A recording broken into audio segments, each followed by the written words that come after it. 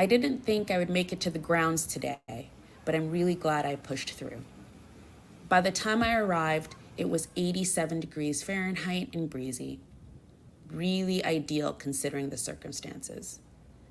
I walked around the grounds, watching some tennis on the outside courts, and caught a bit of Sabalenka's practice before her semifinal match. Then it was time to return to Arthur Ashe Sweatbox Chamber for the two women's semifinals. First up was Coco Gauff and Karolina Muchova. I haven't seen Coco play in person this tournament, so I was interested to see how she was compared to the City Open final. The smile and joy were not apparent, but there was a focus and determination I saw in her play, even when the tennis was not great. After winning the first set, things seemed to look good until the unexpected happened. In the lodge section, there was an end fossil fuel protest, a peaceful protest where one of the protesters glued his feet to the ground. I don't think the Open was quite ready for this, as it took almost an hour before play resumed. The match continued, and Muchova attempted to make a comeback in the second set. Muchova didn't play her best. Was it the occasion or her arm, which was wrapped in a sleeve?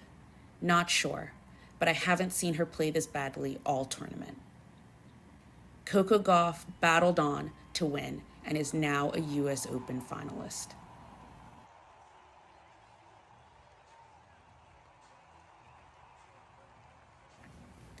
If you thought that was the highlight of the night, Madison Keys and Aryna Sabalenka would like you to hold their beers. Madison launched into this match like a rocket, and before you knew it, had won the first set 6-love. Aryna was frustrated, stomping her feet and yelling at her box. She was down 6-love, 5-3, with Madison serving for the match and a place in the finals. And that's when the comeback started. Watching Sabalenka fight back from that position was quite the sight. It wasn't clean, it wasn't polished. It was a gritty, emotional roller coaster with flashes of brilliance and pops of frustration. Madison Keys had a medical timeout between the second and third sets, which seemed to affect her as the match dragged on. But she fought through to the end to take it to a deciding tiebreak. The most levity from the night came when Aryna forgot it was a 10-point tiebreak, but she came through grit, sweat, and tears to conquer another semifinal and enter his second Grand Slam final this year.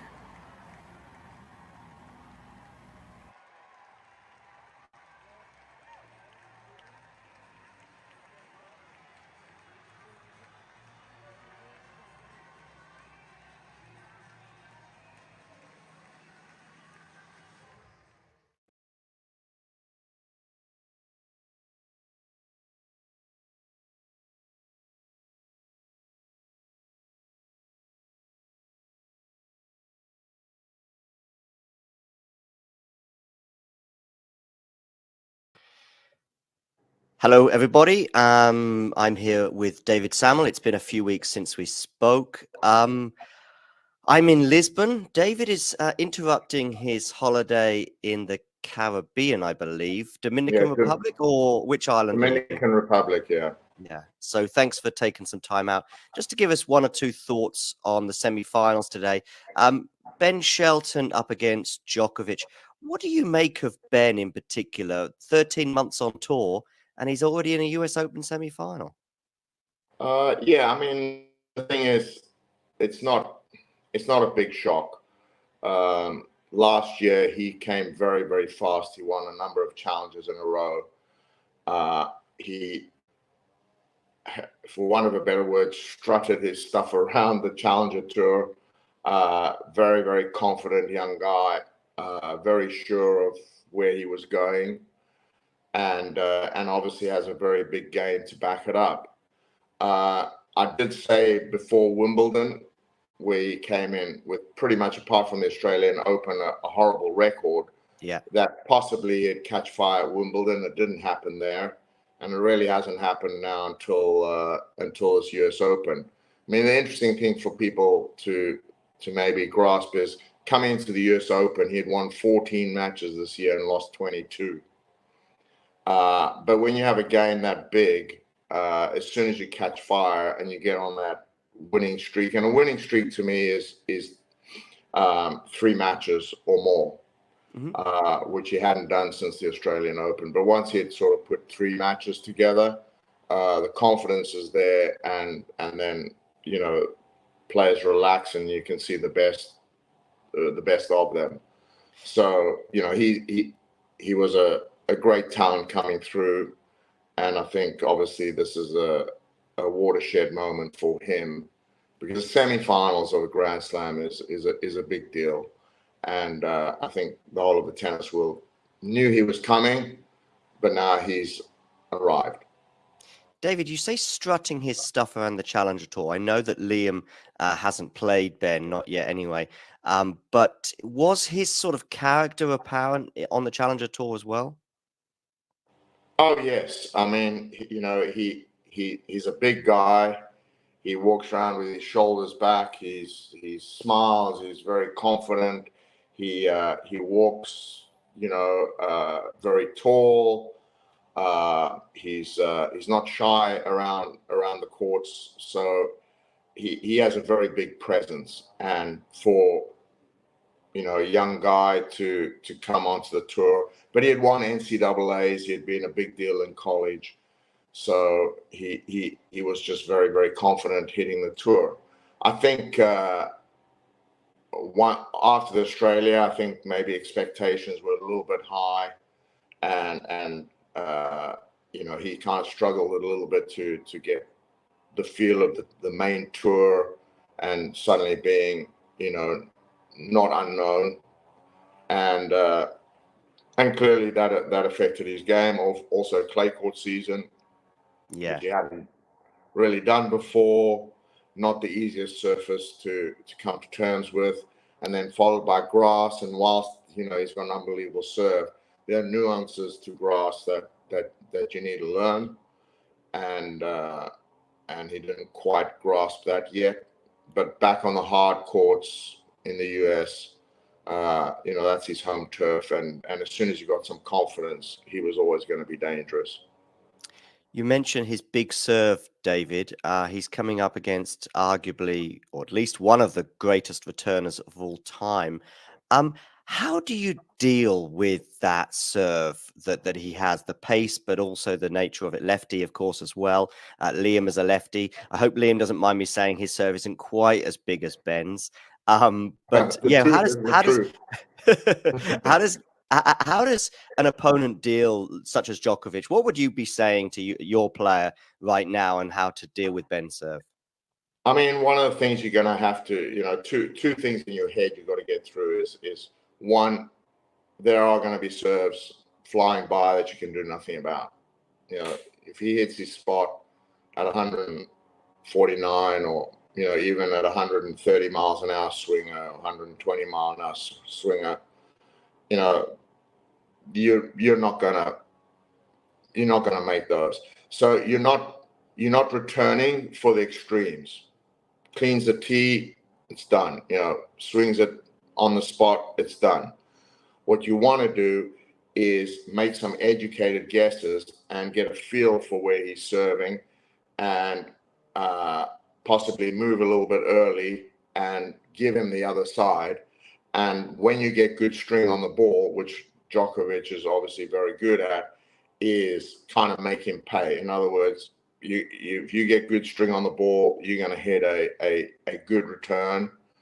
And if you're a big server, one of the worst things you can face is hitting a really good serve and a guy hits a really great return. That doesn't help your mental state. And the other thing is volume of returns. So if you're a big server and you're not getting as many free points as you used to, so every time the guy gets decent string on the ball, he's putting the ball in the court, that volume of returns starts to eat away. And then you just got to be patient as the return and wait for the game where the first serve goes off the boil, You get to look at a lot of second serves. Maybe he gets a little nervous, throws in a double fault here or there, and that's when you can get the breakthrough. But I mean, at the end of the day, you only have to effectively, if you look after your own serve, break once a set. But I've also, seen so often with really big servers, once you break their serve once, Okay. There's a good chance you're going to break them again. It's kind of like they're impregnable, and once you breach that serve, then there's a little bit of element of doubt there, and that definitely can work in your favor as a returner. David, I have one more for you. It's on the other semi-final, and I want to stick to sort of familiar territory in that Liam played Daniil Medvedev earlier this year. If memory serves me right, he broke Daniil in the first game or the first couple of games. Yeah. He was up a break, and I'm pretty sure he broke back second set as well, and then got broken again. Yeah, so he broke him 2, maybe 3 times. Yeah. So yeah, I mean, again, Medvedev has a really good serve, but the second serve you can get onto, and it's not moving around as much as Shelton's serve. I don't think Alcaraz is gonna fear Medvedev's serve. The same thing, he knows some first serves are going to go, by him. That's not what he's working for. He's going to be working for any serve that he can get a racket on. He's going to try and put pressure on Daniil. Medvedev is difficult because he does start from a long way back. He doesn't miss. He uses angles really well. He doesn't hit the ball often that hard. But he puts it in awkward places, and he's a very good mover for a big guy. And really, I see that match as, can Alcaraz play too fast for him, take it too early, and just rush Medvedev into more errors, or can Medvedev suck him into some longer rallies and in a way negate the early ball and suck him into a really long match, in which case I'd say that Medvedev becomes favorite. I mean, Alcaraz wins, it'll be 3 or 4 sets.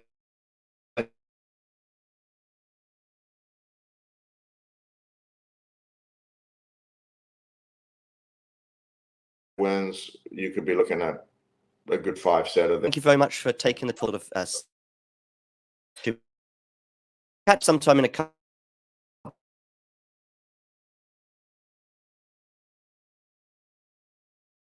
see what Liam's up to and how things are progressing on that side.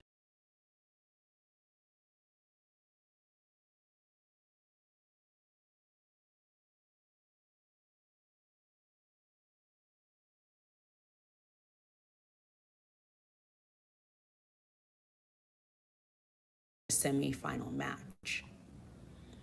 Then it was time to return to Arthur Ashe Sweatbox Chamber for the 2 women's semifinals. First up was Coco Gauff and Karolina Muchova. I haven't seen Coco play in person this tournament, so I was interested to see how she was compared to the City Open final. The smile and joy were not apparent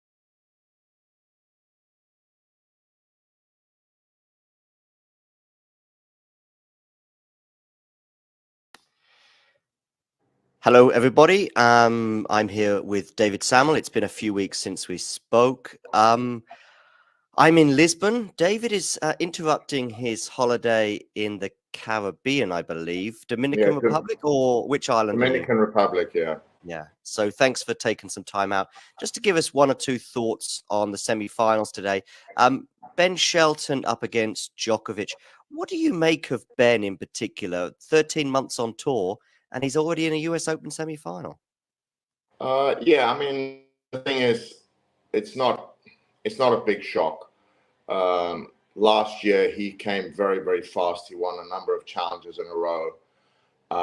He, for want of a better word, strutted his stuff around the Challenger Tour.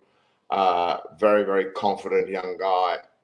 Very sure of where he was going, and obviously has a very big game to back it up.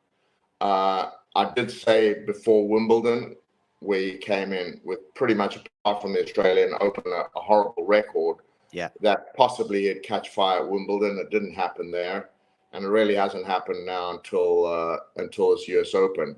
I mean, the interesting thing for people to maybe grasp is, coming into the US Open, he'd won 14 matches this year and lost 22. But when you have a game that big, as soon as you catch fire and you get on that winning streak, and a winning streak to me is 3 matches or more, which he hadn't done since the Australian Open. But once he had sort of put 3 matches together, the confidence is there, and then players relax and you can see the best of them. So he was a great talent coming through. And I think obviously this is a watershed moment for him, because semi-finals of a Grand Slam is a big deal. And I think the whole of the tennis world knew he was coming, but now he's arrived. David, you say strutting his stuff around the Challenger Tour. I know that Liam hasn't played Ben, not yet anyway. But was his sort of character apparent on the Challenger Tour as well? Oh yes, I mean, he's a big guy. He walks around with his shoulders back. He smiles. He's very confident. He walks, very tall. He's not shy around the courts. So he has a very big presence. And for a young guy to come onto the tour, but he had won NCAAs. He had been a big deal in college. So he was just very, very confident hitting the tour.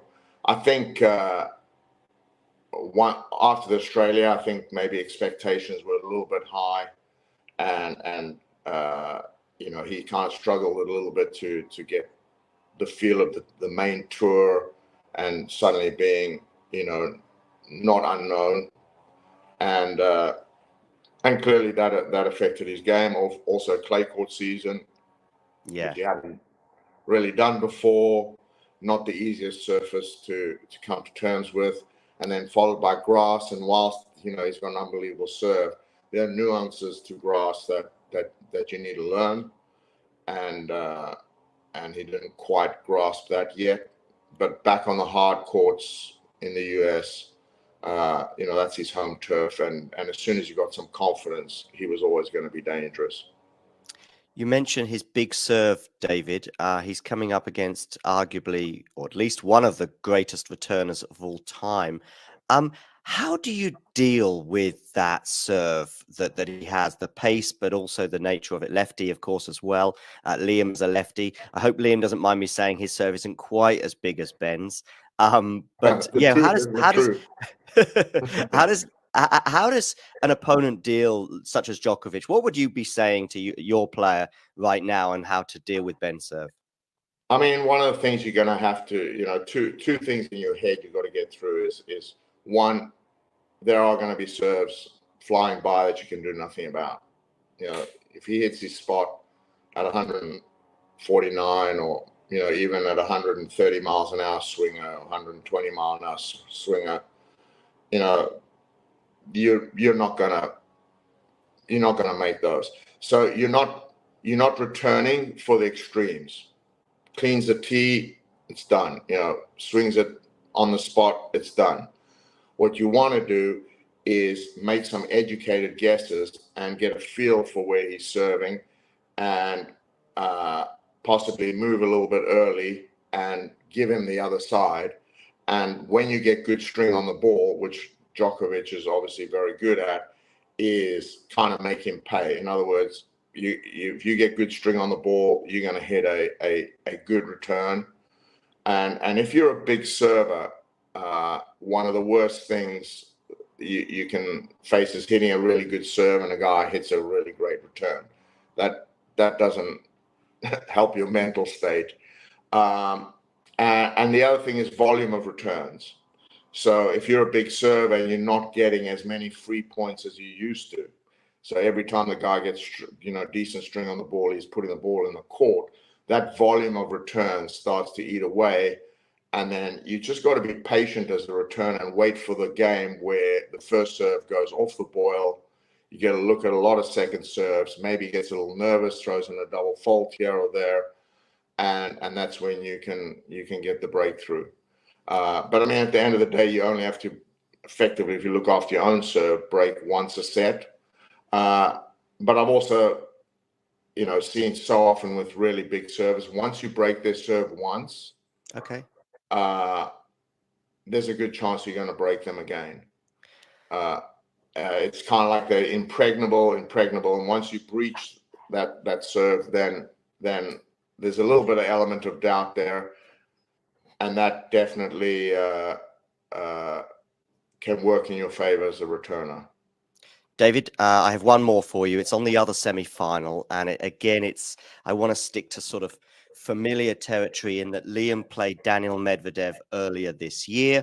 If memory serves me right, he broke Daniel in the first game or the first couple of games. He was up a break, and I'm pretty sure he broke back second set as well, and then got broken again. Yeah, so he broke him 2, maybe 3 times. Yeah. So yeah, I mean, again, Medvedev has a really good serve, but the second serve you can get onto, and it's not moving around as much as Shelton's serve. I don't think Alcaraz is gonna fear Medvedev's serve. The same thing, he knows some first serves are gonna go, by him. That's not what he's working for. He's going to be working for any serve that he can get a racket on. He's going to try and put pressure on Daniel. Medvedev is difficult because he does start from a long way back. He doesn't miss. He uses angles really well. He doesn't hit the ball often that hard, but he puts it in awkward places, and he's a very good mover for a big guy. And really, I see that match as, can Alcaraz play too fast for him, take it too early, and just rush Medvedev into more errors? Or can Medvedev suck him into some longer rallies and in a way negate the early ball and suck him into a really long, deep match, in which case I'd say that Medvedev becomes favorite. I think if Alcaraz wins, it'll be 3 or 4 sets. I think if Medvedev wins, you could be looking at a good 5-setter there and a long, long match. Okay, David, thank you very much for taking the time out. Wonderful sort of snippet and insight into those 2 matches. And we'll catch up sometime in a couple of weeks and see what Liam's up to and how things are progressing on that side. Brilliant. Thanks a lot. Thank you, David. Take Hello guys, it's Jamie, live from, well, not quite live, but from Flushing Meadows, just outside Arthur Ashe here.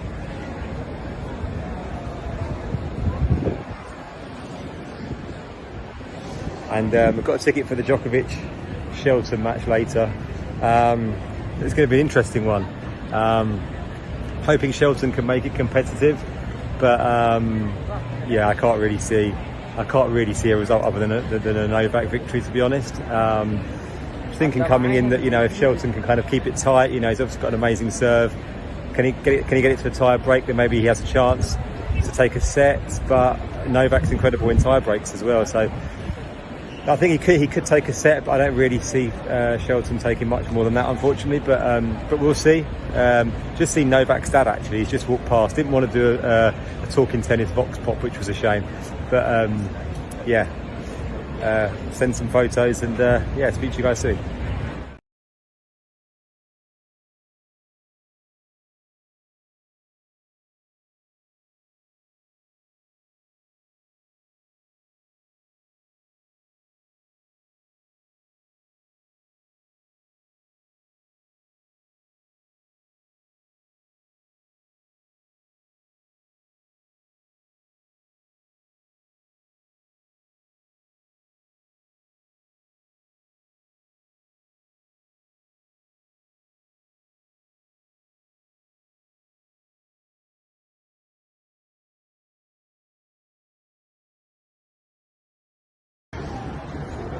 Okay, we've got Juan here. Where are you? Where have you come from today? I'm coming from Guayaquil, Ecuador, South America. Oh wow, okay. Are you here just for the tennis? I'm here. I'm on a layover to go to Singapore, but I have the day off, so I said, what better than coming and watching this match? Amazing, great way to spend the day off. So you're on Arthur Ashe later on Djokovic. Yeah. Who? What do you think is going to happen, Juan? Who am I supporting, or what? Who do you think? Yeah, well, two questions, I guess. First of all, who are you supporting? I'm supporting Djokovic. Supporting Djokovic, okay. Yeah. But I think Shelton has nothing to lose. He's got a lot of power, and it's going to be an interesting match. Absolutely. What's your prediction? I think Shelton's it's going to be a long match, but at the end, I think Shelton's going to win. That's what I think. You think Shelton is going to win? No, Djokovic or Shelton? Shelton. Oh wow, okay, interesting. What makes you go for Shelton? No, I go for Djokovic in my heart. I would like him to win, but I think Shelton is going to win this time. I think he's got a lot of power, a lot of potential, and he's got nothing to lose. And on the other hand, Djokovic has a lot to defend. So it's going to be a tricky match. I expect a long match, but I definitely think Shelton's going to go for the win. Do you think the crowd is going to play a part as well? The crowd is going to be very much behind Shelton, aren't they? Absolutely, 100%. Yes. Yeah. I don't think that is going to affect much Djokovic, because he's got an extremely powerful mind, but I think definitely that's going to help Shelton a lot. Yes, yeah. Amazing. Thank you, Juan. Thank you very much. My pleasure.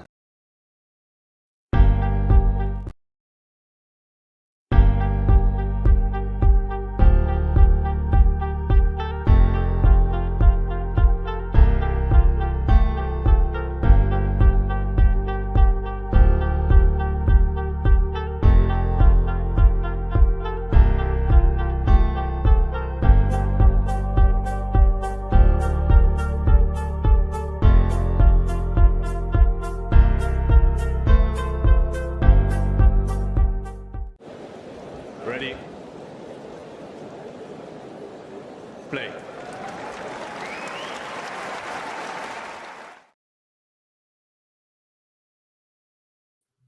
It's time for the men's US Open semi-finals. I hope that was suitably epic for you and your entrance. Hello and welcome to Talking Tennis. And this is the first of the men's semi-finals of the 2023 US Open. And I'm pumped for this because it's the unknown versus the very well-known. Ben Shelton, we've known about him for about 13 months now, since he beat Casper Ruud all the way back in Cincinnati. And we've seen him get to the quarterfinals of the Australian Open.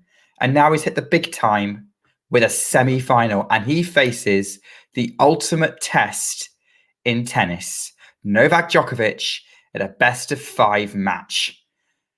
Is he up to the task, or is this a slam dunk win for Djokovic?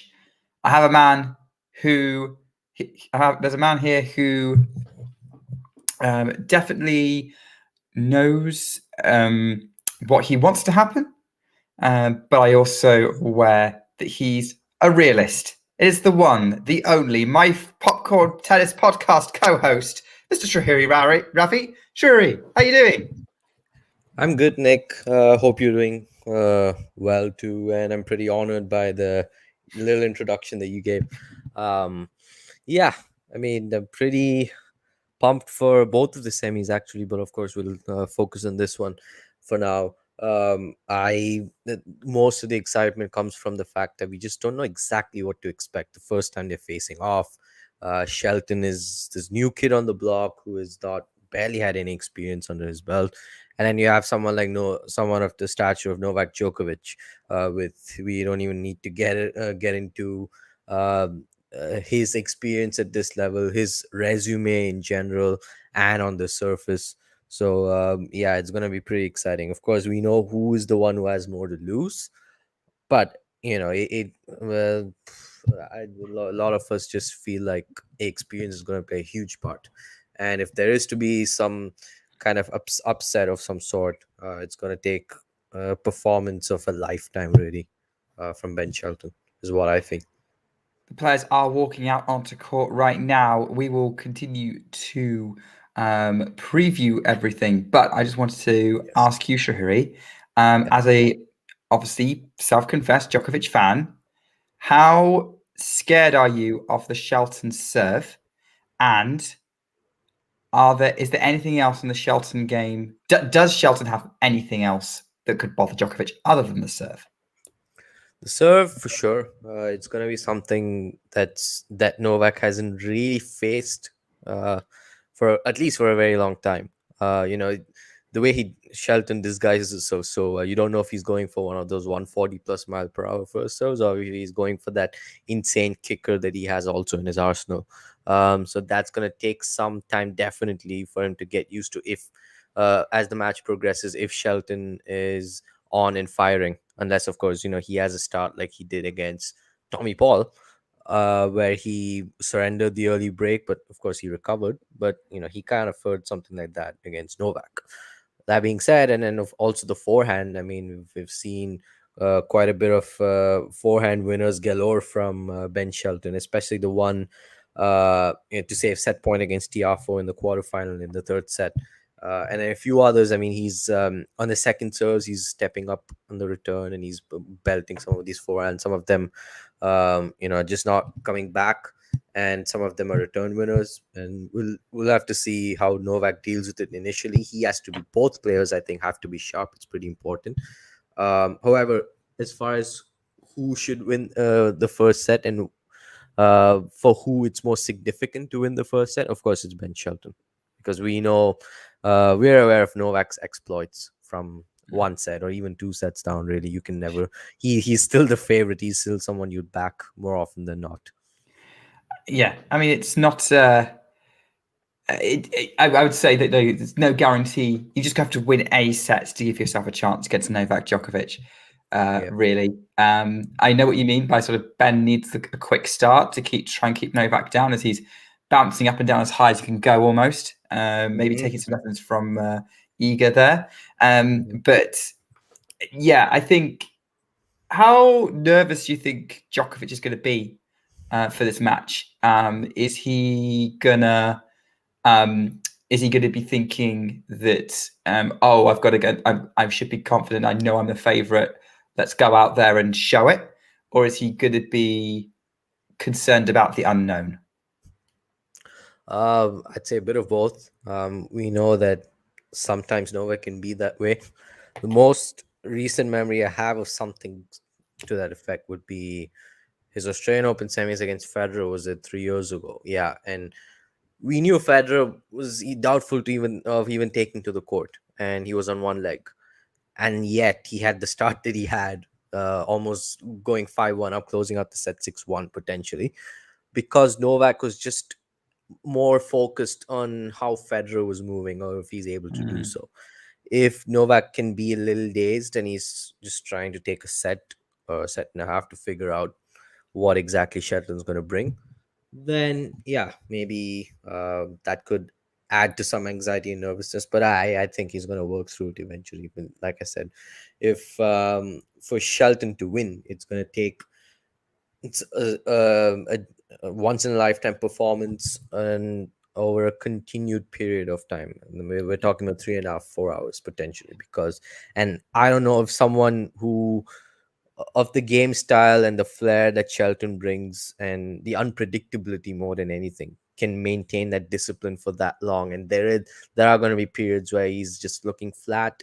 He can't afford that whatsoever.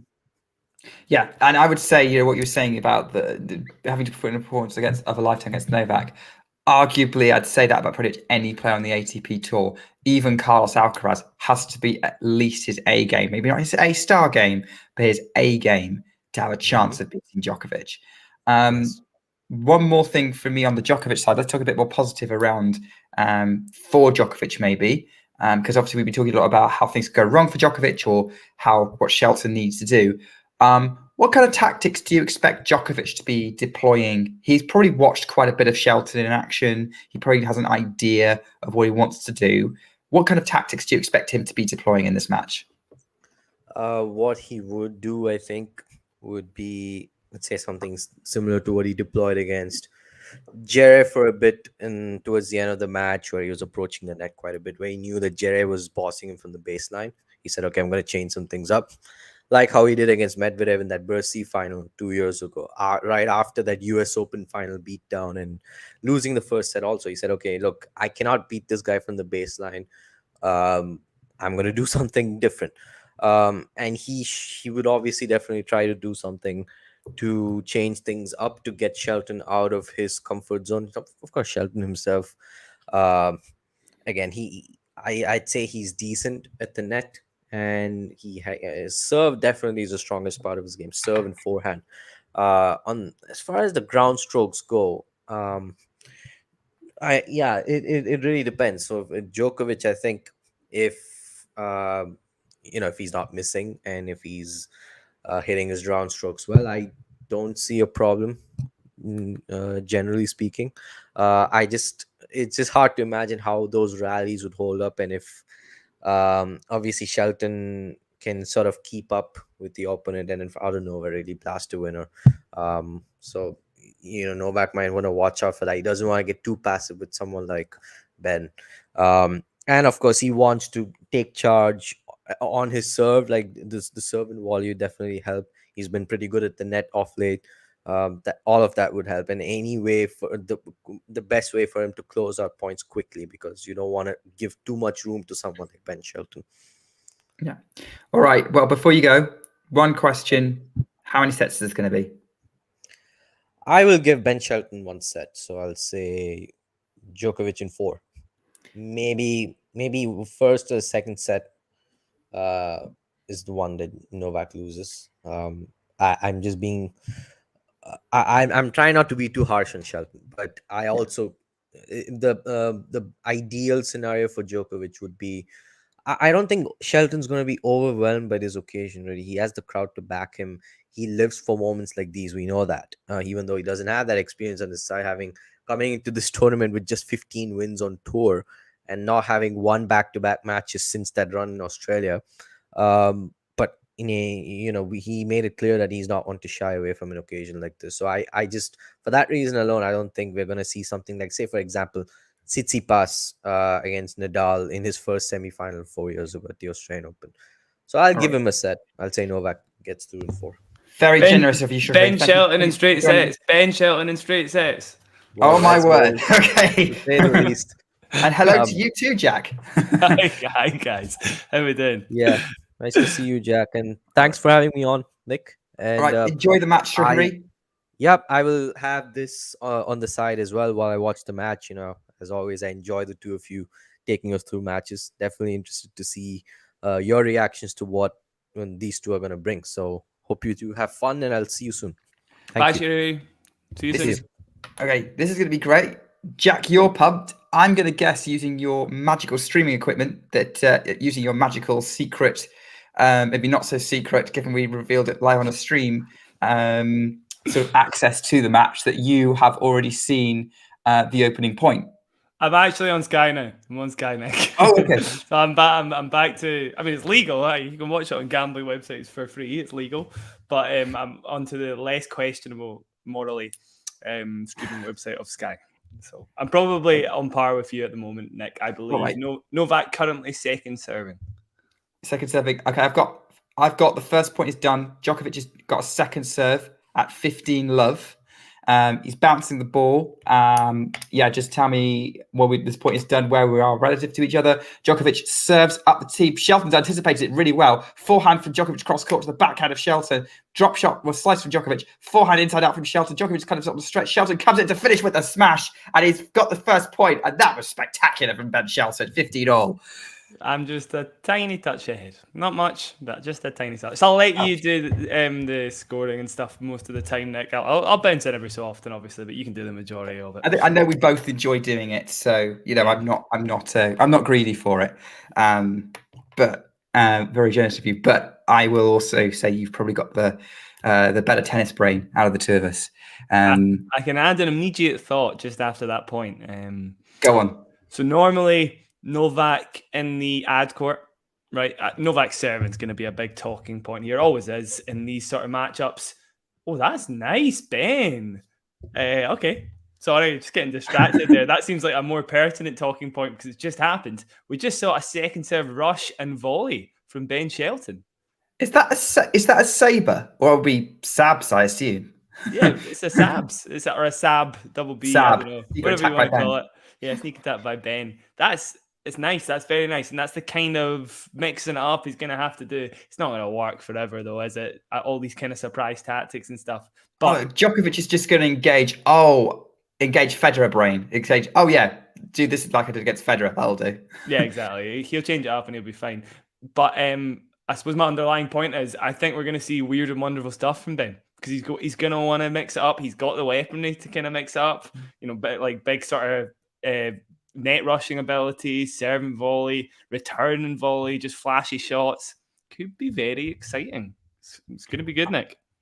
That's why I've been excited for this all day, because you never know with someone like Ben Shelton. He's unpredictable because obviously he's young and he knows he's good and he knows what works and he knows that he can do a lot of different things and he's not afraid to try either. And if you're going to come against Djokovic, you've got to do it without fear. It's what cost Carlos Alcaraz at Roland Garros. He learned from it. He came at Djokovic at Wimbledon. That's the only way around this at the minute I can see for Ben. This is so Djokovic is now serving at 40-30, by the way, to close out the opening game. Hello, everyone here. It's great to see everyone involved. Everyone getting involved already. As I believe that's Djokovic. No, I think Djokovic has got to serve that one again. But yeah, tell us in the chat. Same question I asked Shrihari. How many sets is this going to be? And who for? I know Leila Fernandez. No, not that Leila Fernandez. Has already said that she thinks that, or they think. I'm not going to make it seem. They think that it's going to be Shelton in 5. Probably overly optimistic, but I think that's a heart over head decision there. I think a lot of us getting ahead of ourselves a little bit in the Shelton game. It's a big serve, obviously. His return game is pretty lacking. So the chances of Novak getting pressurized on serve are quite unlikely, I would say. He did all right in this opening game. He did, but a lot of surprise tactics there, as I say, and a lot of those will kind of wear off as the match goes on. So if he were to win a set, it would probably be this first one. Was it you? I think I'm sure it was you. I think maybe one of the last times we did a stream actually, where I said, "Oh, hey, I've heard a lot of talk about the Ben Shelton return. What's the flaws with it exactly? Because I'm not being 100% sure." And your response was, "I haven't really seen much of it." You hadn't seen much of it. Have you seen a little bit more of it now? It actually flattens it out way more than I thought he did. He's just not that comfortable with going. Well, he's not comfortable going with flat returns. Obviously, he made that one against TFO. He's not afraid to go for it, and it's the kind of aggressive, low margin tennis that doesn't really come good all that often on return. So I think quite a good example of that in the women's game is like Caroline Garcia, who steps in so far, right? And we're all like, "What are you doing, Caroline? That is the craziest tactic ever." And sometimes it really does work, but she's actually got the lowest return win percentage of the tour. So statistically, it doesn't work. you basically just Bennett is relying on holding a serve all the time. He'll take some big risks in return. It means he's not going to win many return games at all. But he actually, I suppose, if he lights up, he does have a chance. Seeing that, I suppose you could say the Garcia game plan with that return works for 3 months of a year every 5 years. So we'll have to see about that. It's 40 love, by the way. So Shelton, obviously, the Shelton serve is coming through for him. By the way, so he's been holding sort of these points very comfortably. Eleanor pointing out the 7 volley. what have you? A 138 mile an hour second serve. So is he going to break 150?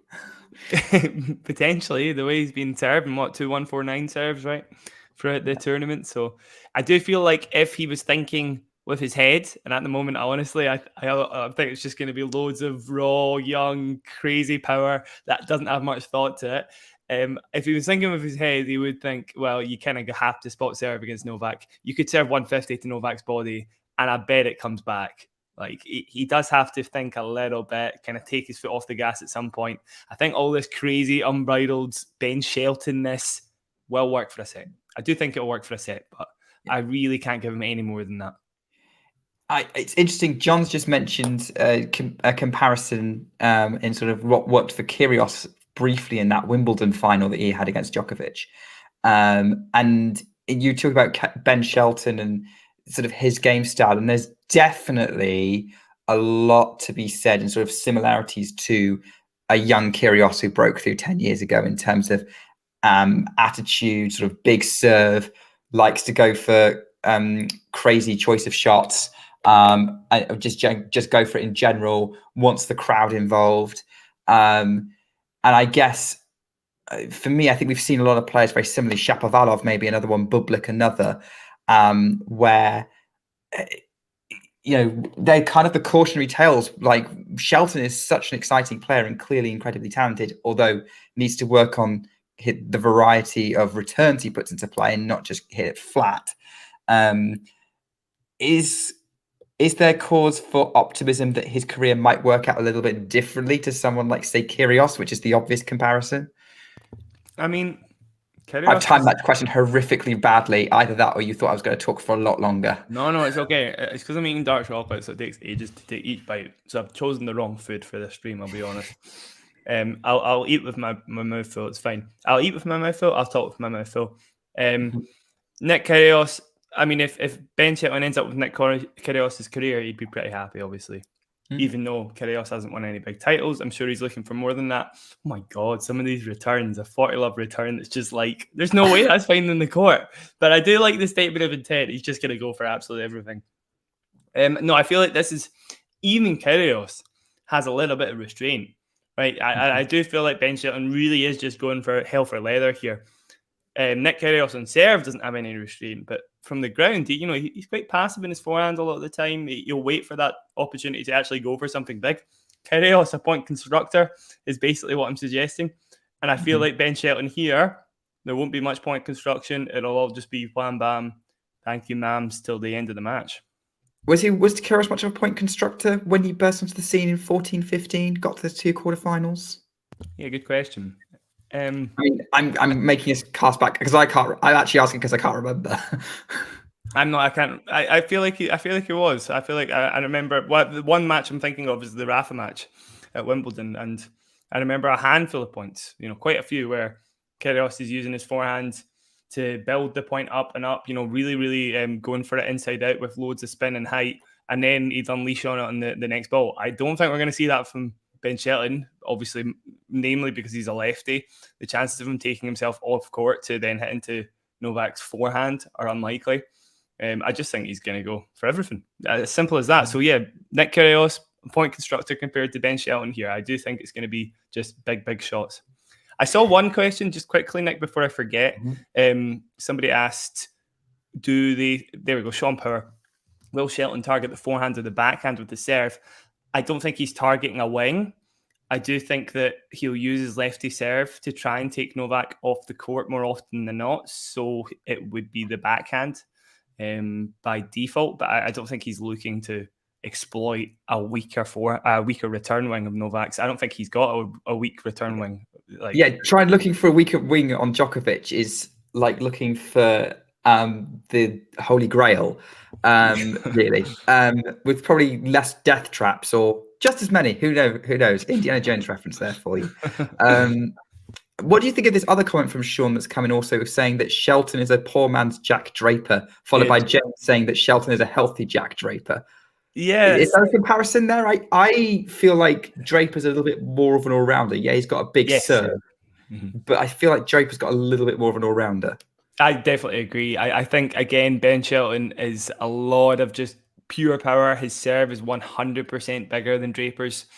And actually, honestly, they're lefty, and the forehand can sometimes be a little passive.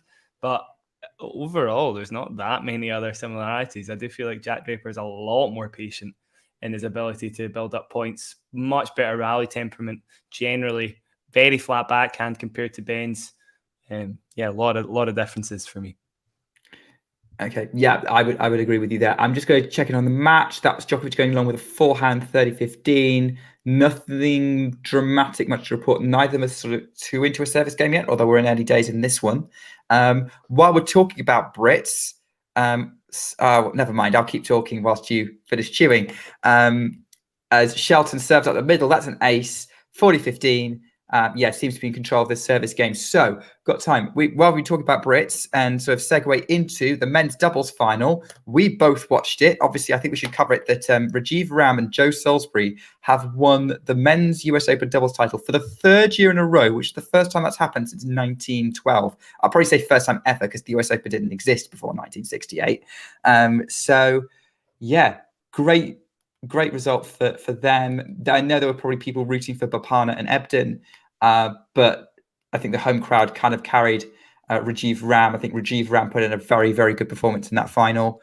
I think you were probably watching it a little bit more closely than I was, but what was your take on that match?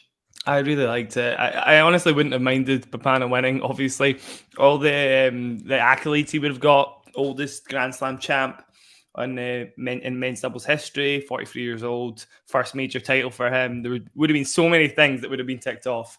But for Salisbury and Ram to come back like that, it was.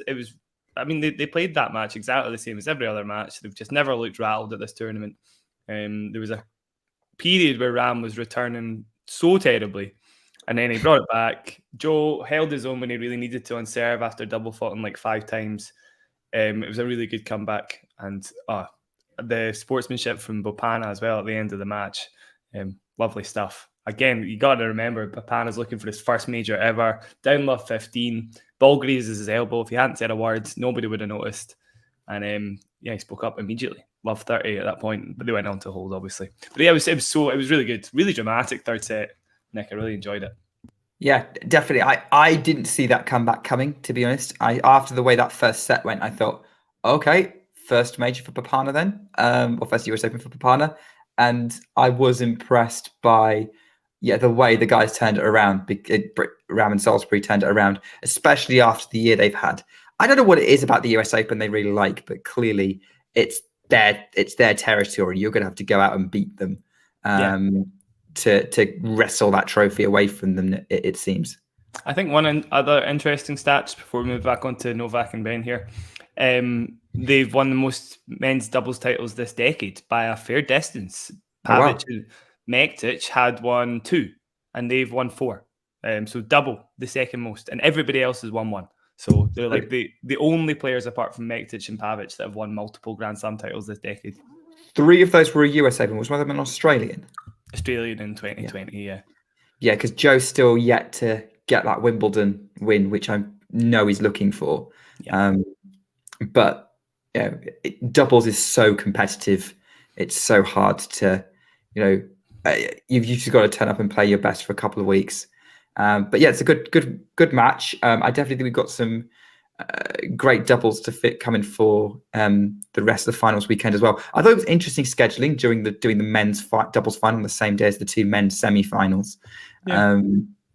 I thought they'd like to mix things up a bit more, but I don't think we'll complain too much. I think it still should be a good day of tennis regardless. I'd like to, so I'll just bounce back there. I was going to say, I'd like to have a little look at the rally length stats, because I think Djokovic will win, or probably has won, every single rally that has went over 5 shots so far, which you would expect. But every single rally, that is a lot. If he does end up just keep winning all these long points, he'll do absolutely everything to extend them. Did the US Open have rally length stats? I don't remember seeing them. Like the score, I feel like the stats that they offer haven't been as extensive as in previous years. It's certainly not compared to someone like Wimbledon and the French as well. In fact, And Australia French, yeah. actually deserve their plaudits too. I'm not going to roast the US Open as much as I'd like to, but yeah, they don't have those. They don't have those stats, Nick. They've not been great. No, I won't get into that. This isn't the time or the place. This is the time. Save it for the podcast, Jack. Yes, exactly. Yeah. I'll talk about it later. Where would you recommend then getting those kind of stats then? Good question. I don't know. They're not available. I don't have them. Emphasis normally take them for the ATP Tour, but they're not taking them for the US Open, and they're not publicly available. So Tennis Abstract is where I'll eventually go when somebody makes a record of it themselves. But that's independent. It's not, it's nothing to do with the US Open broadcasting. So could be better. Could be better in that department. Yeah, do some research after the match, although I'd assume maybe once said and done, this will probably be eclipsed by whatever happens in the final, which look, any combination of finals is going to be interesting. Obviously, the one that we are most looking forward to is Alcaraz Djokovic, if that happened. We kind of know what we're in for there. And I think we could be absolutely raving about another classic battle between the two of them. Let's not get ahead of ourselves. But I was going to say run through maybe some different scenarios. Maybe if it's a Medvedev Djokovic final, just say if. Mm-hmm. I know it's not likely. Don't make that face. No. It's more likely than a Shelton Alcaraz final. No, yeah, true. More likely, yeah. Definitely more likely than a Medvedev Shelton final. But if it's a Medvedev Djokovic final, do you think it would be more competitive than the previous two major finals they've played? Yeah, of course. The 2021 was just like, that was a total. The only reason that went the way it did was because of pressure. I don't know. I'm also thinking of Australia 21, where that turned into a damp squib as well. So I'm saying, like, third major game, would that be? This would have to be the best one, right? It should be way closer. Yeah, there's no way Novak at the US Open. Like, there is a reason he's lost so many finals here. Oh, we're at love 30, by the way, Nick. Should we just bounce back to the match just for a second? Little pressure moment. An opening, and actually, just while we're here, a little elaboration on what Owen was saying. Ben's serve is huge, but he's right. It's not quite as good as some people might believe. Again, he's going to give Novak a lot of serves in his strike zone, even if he's hitting it 130 miles an hour consistently. That return was very close to going in, for example. I'm a little bit ahead, haven't I, Nick? Not that much, though. Not that much. Cool. No, I don't. You're not at it like, oh, okay, well, there's no point in me watching the next point at this level. Like, you're saying it as it's happening, pretty much. So I'll talk through this point quickly. That was some serve into the body of Novak. He's going to be on this drop shot. Ben doesn't make the drop shot, and now it's 15-40. That's a great example of a serve that absolutely flew off the court, and it still went back to Shelton's toes. So 15-40. And I don't think Shelton will have encountered a returner like Djokovic before, really. I can't think of any other player on tour like Djokovic in terms of the kinds of returning. Obviously, you've got Medvedev or Murray who are excellent returners. As Shelton serves out wide, that was not an ace. Never mind. I was getting ahead of myself. But he's serve volley. Serve volley. But he's missed it. He's fluffed it. Yeah, he's fluffed it. So immediately, Djokovic breaks 4-2. And that was those 2 points, the drop shot and then the serve volley. Those were two high risk, high reward tactical choices that, if they'd worked, like if that drop shot go over the net, Djokovic probably wasn't going to get there. If that first serve had clipped, that volley had clipped the line, Djokovic would have struggled to pick that one up. Yeah. So I reckon that, that's, and that's the risk of Shelton's game plan of going all out against Djokovic, is it's very likely to go wrong. Yeah. FFF, though, doesn't exist, Nick. It doesn't exist, as Rafa would say. I would like to very quickly talk about the differences between the Djokovic, Medvedev, and Murray return, and why Djokovic's return here is going to be by far the most effective out of those three. So Murray, obviously one of the most aggressive returners of all time, probably more aggressive than Novak in that he steps into the court to serve. But Ben's serve is so big that even if Murray does step into the court, he is prone to getting the body serve straight to the body, and he has to react to something that's 140 miles an hour. That is tough. It's tough for him to do, right? Medvedev is so deep that a serving volleyer like Ben, that's going to be an option for him consistently over and over again. Even though Medvedev probably would beat Shelton fairly comfortably, the serving volley is a tactic. So if Ben's serving well, he could serve and volley all day of the week, every day of the week even. Novak steps somewhere in between the two, and it doesn't matter what variety you throw at him. It doesn't matter if it's over his shoulder. It doesn't matter if it's a 140 mile an hour body serve. He does tend to get them all back in play and just neutralize the point. And that's the worst thing you could be doing against Shelton. Just get to neutral, because Djokovic will win in neutral 9 times out of 10. Yeah, I think that, and that's excellent insight, because I was going into like, what is they are very different returners, and I was hoping that you would go into how they're different returners, and why Djokovic is a nightmare, not just for Shelton, but for pretty much everyone on the tour. Let's be honest. I mean, it's interesting that maybe out of his three or maybe four biggest rivals, we'll include Andy, over his career, but I'm including Carlos as well. None of them have quite the same power that some other servers on tour. Maybe Federer was the best spot server out of the four of them, but they were probably the reason why they were probably his biggest challenge was because Djokovic neutralizing the point isn't going to be a nightmare for them in a way it is for pretty much everyone else on tour. Yeah, I mean both of their forehands, Rafa and Federer, they love neutral rally, because any neutral rally, if it's on their forehand, they've got a fairly good chance of winning it, even against Novak. But Ben Shelton's forehand, not going to have the same joy, I'm afraid. It's just that goes without saying that Ben Shelton's forehand is not akin to Rafa's or Federer's. Carlos's forehand, right, as well, right? Carlos's forehand, he will do, and if he's got a neutral forehand, a neutral ball, he can get that forehand roaring. Yeah. Again, it's similar, or it's a very obvious reason why Medvedev's such a bad matchup against him. All of those returns are only going to be neutral, where Novak can sometimes hit it down the middle of the court, rush Alcaraz a little bit, but Medvedev is just looking to start the point on even ground. It's not going to happen against Alcaraz. He loves that kind of ball. He's just going to attack it all day, every day. Yeah, exactly. Right. Djokovic is one game away from this first set. And as per Shrihari's prediction, like Ben ideally needed this set to really get into Novak. Otherwise, he's going to give him a lot of confidence. That's a drop shot again from Ben. Djokovic lobs him. Ben has to run back. Doesn't quite go for the tweener. And it ends up in the tram line. I don't know what you would kind of call that shot, but it doesn't matter because it was out. It's like a behind the head lob, right? It's not, He looked like he was going for the tweener, but yeah, that drop shot wasn't good enough, really. So, and where Ben's court position was, it was always gonna Djokovic was always gonna lob him, and if he wasn't ready for that, then there's a problem. Ben comes in again. Backhand from Djokovic, passing shot winner on the backhand. Love 30. This is a masterclass at this point. Djokovic is mantling Shelton. I don't know if the drop shot's just like a...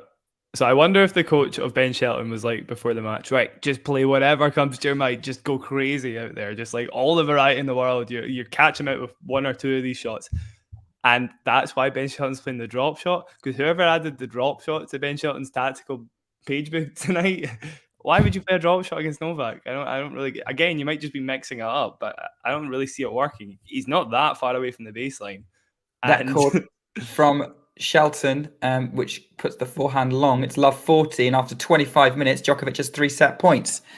So, Yeah. Ben Shelton has faced one break point in this match and conceded it immediately.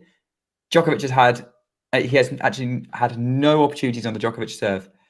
Shelton, love 40, goes up the tee with a serve. Djokovic puts it into the net. That was a pretty good serve. Even Novak Djokovic couldn't quite stretch to get that one back in. 15-40. Shelton's box clapping. I think Shelton's dad is his coach.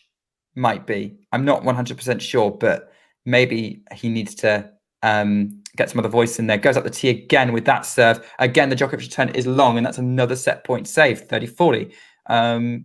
Okay, interesting. Sort of going up the tee a fair bit with those ones. First to the forehand and the backhand. Last set point. Jack is wondering what's going to be happening with this one. Here we go. Ben Shelton serves out wide this time. Djokovic gets the backhand into play. Forehand just over the net from Shelton. Djokovic picks up his forehand, backhand, but the forehand from Djokovic was long, and all 3 set points were saved. That was interesting. I mean, it was 2 really good serves from Shelton to save the first 2. A little bit riskier with the third one. I thought Djokovic might get that one. Mm-hmm. But I mean, there's just going to be no danger here. I just don't see Djokovic getting troubled on serve ever. I just don't see how it happens. You look at a few of his recent matches. The one against Sinner is quite a good example. That was, I guess, 1, 2, 3, 4, 5, 6 sets in a row played against Sinner at Wimbledon where he didn't get broken by Jannik. I mean, if you're not getting broken by Jannik in 6 sets, I doubt it's going to happen against Ben Shelton. I'm sorry, but the returning prowess of those 2 players, or the returning styles of those 2 players, I guess, is very different. Djokovic gets that backhand return on set point again. Backhand from Shelton to the forehand of Djokovic. Shelton's coming in, gets that in back. Djokovic's going to lob in. Shelton takes the overhead. Lob wasn't quite high enough, and Shelton saved a 4th set point. Absolutely brilliant from Shelton again. Playing a little bit with fire, but Djokovic not quite doing enough, and Shelton able to finish the point. I'll just elaborate on Ghost's comment there. I do think there is a point to be made that Ben Shelton isn't quite among the best players in the world yet. Even a semi-final looks quite good for him, I would say. I don't doubt he can keep going. He's got a really, really good serve. But you know, I can't believe that's all I'm saying, but I think it is for now. I do think a player like Novak beats him like every time he plays him, right? I just think there's no way that he loses this match. At this stage at this stage of both of their careers, right? Either Shelton might beat Djokovic when he declines, as Shelton gets hit an unreturnable to extend this set, and it's 3-5. Yeah, it's either going to be that Shelton encounters Djokovic as his career is waning, or Djokovic runs into Shelton as he's added some more stuff to his game. The former is more likely than the latter, because I feel like that process for Shelton is going to take longer. And just to confirm, from looking at the ATP website, Shelton's father is also his coach. Yeah, I did think that. I don't know. I suppose it's quite early in the process of Ben Shelton that he would be expected to have all these different layers to his game, especially sometimes if you've only got a member of your family coaching you. Maybe needs to get a few different members of his team added. Novak with an early 15-love lead, by the way, in this service game. I'm going to finish my dark chocolate, Nick. Okay, you do that. All right. Well, I will. Whilst Jack is finishing his dark chocolate, he can advise us on his thoughts on this set, as a stat just flashed up on the screen that apparently Djokovic has hit 1 unforced error all set. I might agree with that. I can think of a couple of other points maybe where Djokovic has lost, but I think technically an unforced error is probably about right. Whereas Shelton has hit 12 unforced errors, and obviously that's been fairly costly. Djokovic has missed the first serve. We're at 15-love. Here we go. Second serve. Shelton's got a really deep return position. Backhand in play to the forehand of Djokovic. Cross-court forehand from Shelton. Inside out forehand Djokovic.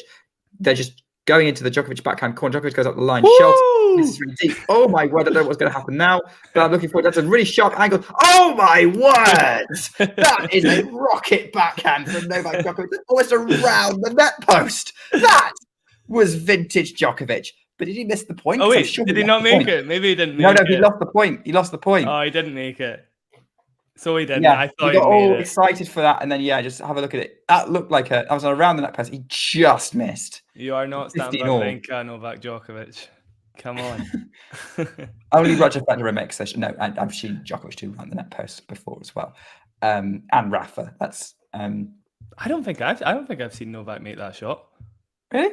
I can't picture it. No, I definitely. Stan was the first person that came to mind when he beat him in that French Open 15 Interesting. final. Roger was the first person that came to my mind, but maybe that's not surprising. 30-15 for Djokovic with a really, really good serve, unreturned. That and at the minute Djokovic is 100% first serves won. Love that stat. This first set's just been a Djokovic masterclass, hasn't it? It's 7 out of 10. Oh, he's just missed one. Make that 6 out of 10. 7 out of 10 before he missed that errant forehand. It's just been him in autopilot, really. He's not had to do too much. Just, serving close-ish to the lines. He doesn't want to get broken in this game, though, because, as I said, this set was a masterclass. It won't be a masterclass if Shelton breaks him. And at the minute, it's 30 all. Unlikely, maybe, but a couple of unforced errors that suddenly creep in, and a dip at the wrong time, and Shelton's in it. He's at his best. He may not be competing with Novak at his best, but Novak having an off couple of minutes, Shelton is absolutely good enough to exploit that. Djokovic serves out wide. Shelton just about gets it in. Backhand Djokovic. The backhand of Shelton going to the Djokovic. Forehand cross court. Backhand from Shelton. Forehand Djokovic goes inside out. I think he missed that, right? He did. Yeah, it's break point. Here we go. This is exactly what I was talking about. Shelton's having that. Shelton's having that epiphany that all the sort of lesser players have against the greatest, where they realise they don't actually have to go for broke every single point. Just hang in some of the points and take your chances when you get them. Keep yourself in there. I'm pretty sure Brad Gilbert gave me similar advice on Twitter at one point when we were talking about my own game of just if you're playing a better player, make them miss. Anyway, just make the balls. Maybe Shelton needs to calm down rather than redline, but who knows? Djokovic is now serving at 30-40, still bouncing the ball in typical Novak style. Now he's serving, goes out wide. Shelton gets into play. Forehand Djokovic. Shelton moves around and hits a forehand into the net. He's missed the opportunity, Juice. How much do we want to bet that is the only break chance Shelton gets the whole match? I don't know.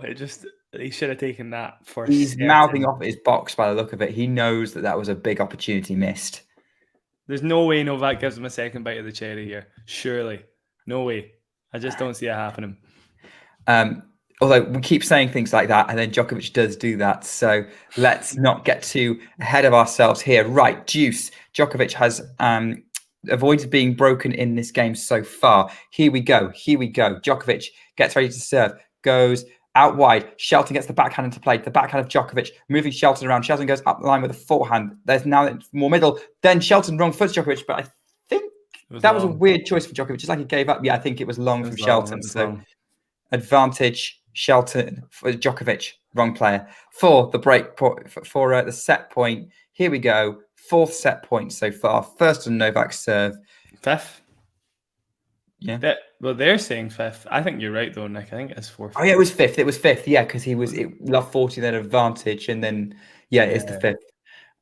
So I forgot about the advantage one. Here we go. First serve into the net from Djokovic. Because what I was going to say was, Shelton's got the bigger serve, but Djokovic has got the better spot serve. And arguably, that's the harder one to break because that's more repeatable. Djokovic goes up the line with the second serve. Shelton moves a run for the forehand, puts it in the net, set over, 6-3. Djokovic roars because he knows that game was a little bit tougher than he would have liked. He probably made his own life harder there.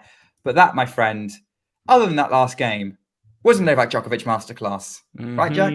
Yeah. He did as much as he needed to.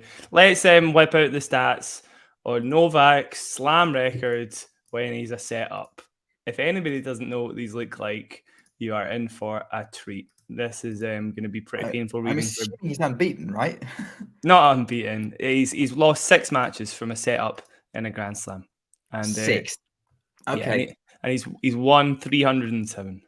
Challenge for the chat. Those of you who are here, who are watching, if you want to get involved. I mean, Shrihari, you will know the answer to this, so maybe don't take part, or message us privately if you want to show off. What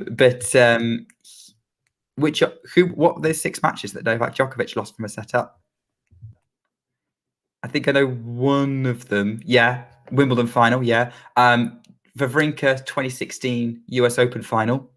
I think that was in one of them. I don't know this off the top of the head, so I'm trying to remember. I only saw one of them, so I don't know the other 5 for sure. One of them though is Alcaraz at Wimbledon. Yeah, we said that. We saying that. Ah. She was saying second was Did he lose another one of his? Did he lose that epic Aussie 5-setter from a setup against Stan? Nah, I don't think so. 14. I don't think so. No. I'm pretty sure he lost the one to Stan, the French Open, from a set up, but pretty sure that was the only other Stan one that he lost from a set up against him. Okay. So that's 3 of them. It's 3 of them. Okay. And I'm struggling on the other one. Somebody else. Oh, maybe Dennis Esterman at the Australian Open. Oh, here we go. Shree's put it in. So Roland Garros 2010 against Meltzer. 6-2 up. Oh, yeah. So, okay, so 2014 Aussie Open. 14, Roland Garros 2014 final against Rafa. Oh wow, is it more than 6 then? No, that's right, isn't it? And then the other 2 matches are Stan. No. Yeah, Stan 2016 and then Carlos 2023. So. Oh yeah, I see. So there we go. So So basically, Djokovic has lost from a setup 6 times, and half of them were just Stan Wawrinka. Yeah. And the Jurgen Meltzer one was very weird. That was ages ago, up from 2 sets up. That's not the Novak we know now. And the other one was Rafa, which and Alcaraz, obviously. So anyway, it's not going to happen, I'm afraid. No, I mean, look, the only weird name in that mix is Jurgen Meltzer. No offense to Jurgen Meltzer, very talented player, had a decent career. But I think he broke into the top 10 off the back of that win. But that was probably the only name that was a bit of an odd one out, if you're including him up there with Stan, Rafa, and Carlos. I mean, obviously that Meltzer one is probably not as weird as the Cecchinato one. Okay, the Paddy Davis Cup, if you include that. I'm assuming that's very early in his career, though. Back when Djokovic was retiring a lot. Yeah. I didn't even notice that one, actually. I've always only included the Meltzer one as the only loss he's had from 2 sets up. Why don't we posit what Shelton can possibly do here to have a chance? Surely he's just got a red line instead of trying to hang in the point, as we kind of suggested earlier. Well, didn't we just say he should stop red lining and start trying to hang in better? But again, hanging against Novak isn't something you can really do. I think the only person who can really do that on tour right now is Medvedev. Alcaraz doesn't really hang with Djokovic. He just keeps hitting him. Yeah, he kind of does, I guess. I don't know. I feel like he does. I bet both. I know what you mean, Nick. I would say, so I think Ben hanging on the point in big pressure moments on Djokovic's serve is a good idea. But generally, I think keep going big. I really don't think he wins using that as a long-term game plan. I do think he needs to keep flattening stuff out, as he tried there at 30-15 but missed, because there's no way past Novak. Honestly, the kind of underlying point is there's just nothing Shelton can do here to bring it back. Let's address some of the Shelton hatery in the chat. I don't dislike Shelton. You came into the string saying bench Shelton in 3 sets with a look of joy in your eyes, with a look of glee in your eyes. He's flashy. He's fun. He's just, at this stage of his career, he's a little one-dimensional. It's kind of like watching Andre Rublev before he's the lovable personality we all know and love. Just kind of does the one thing a lot of the time. So, if he keeps adding layers to that, then he could be a formidable opponent. I just feel like there's only so many kinds of opponent he can beat, basically. Yeah, and he's already struggling to beat Djokovic because he's already break point down in this opening service game of the second set. So we'll keep an eye on it to see if Djokovic can put himself a second break up advantage. Ivanisevic is so certainly struggling not to fall asleep, as Shelton gets a really good serve in play and finishes it with a +1 forehand. So he saves that break point. +1 drive volley forehand, like even better. Yeah. Yeah, drive volley. That's when you're trying to commentate quickly, the names for shots don't always come to mind easily. It's like it's the forehand, it's that one, it's he did the thing. He also did the thing there with a nice big serve, gets into advantage. Also known as an ace, of course. Yes, that's the one. I thought it was a double fault. Easy mistake, of course. Huge. How big was that serve? Yeah, 144, but nowhere near the service box is the bigger point. Djokovic got a racket on it. Weirdly, I mean, he missed the service box. Djokovic got a racket on it, and then if he got the angle a bit better, he actually probably would have got it over the net and in.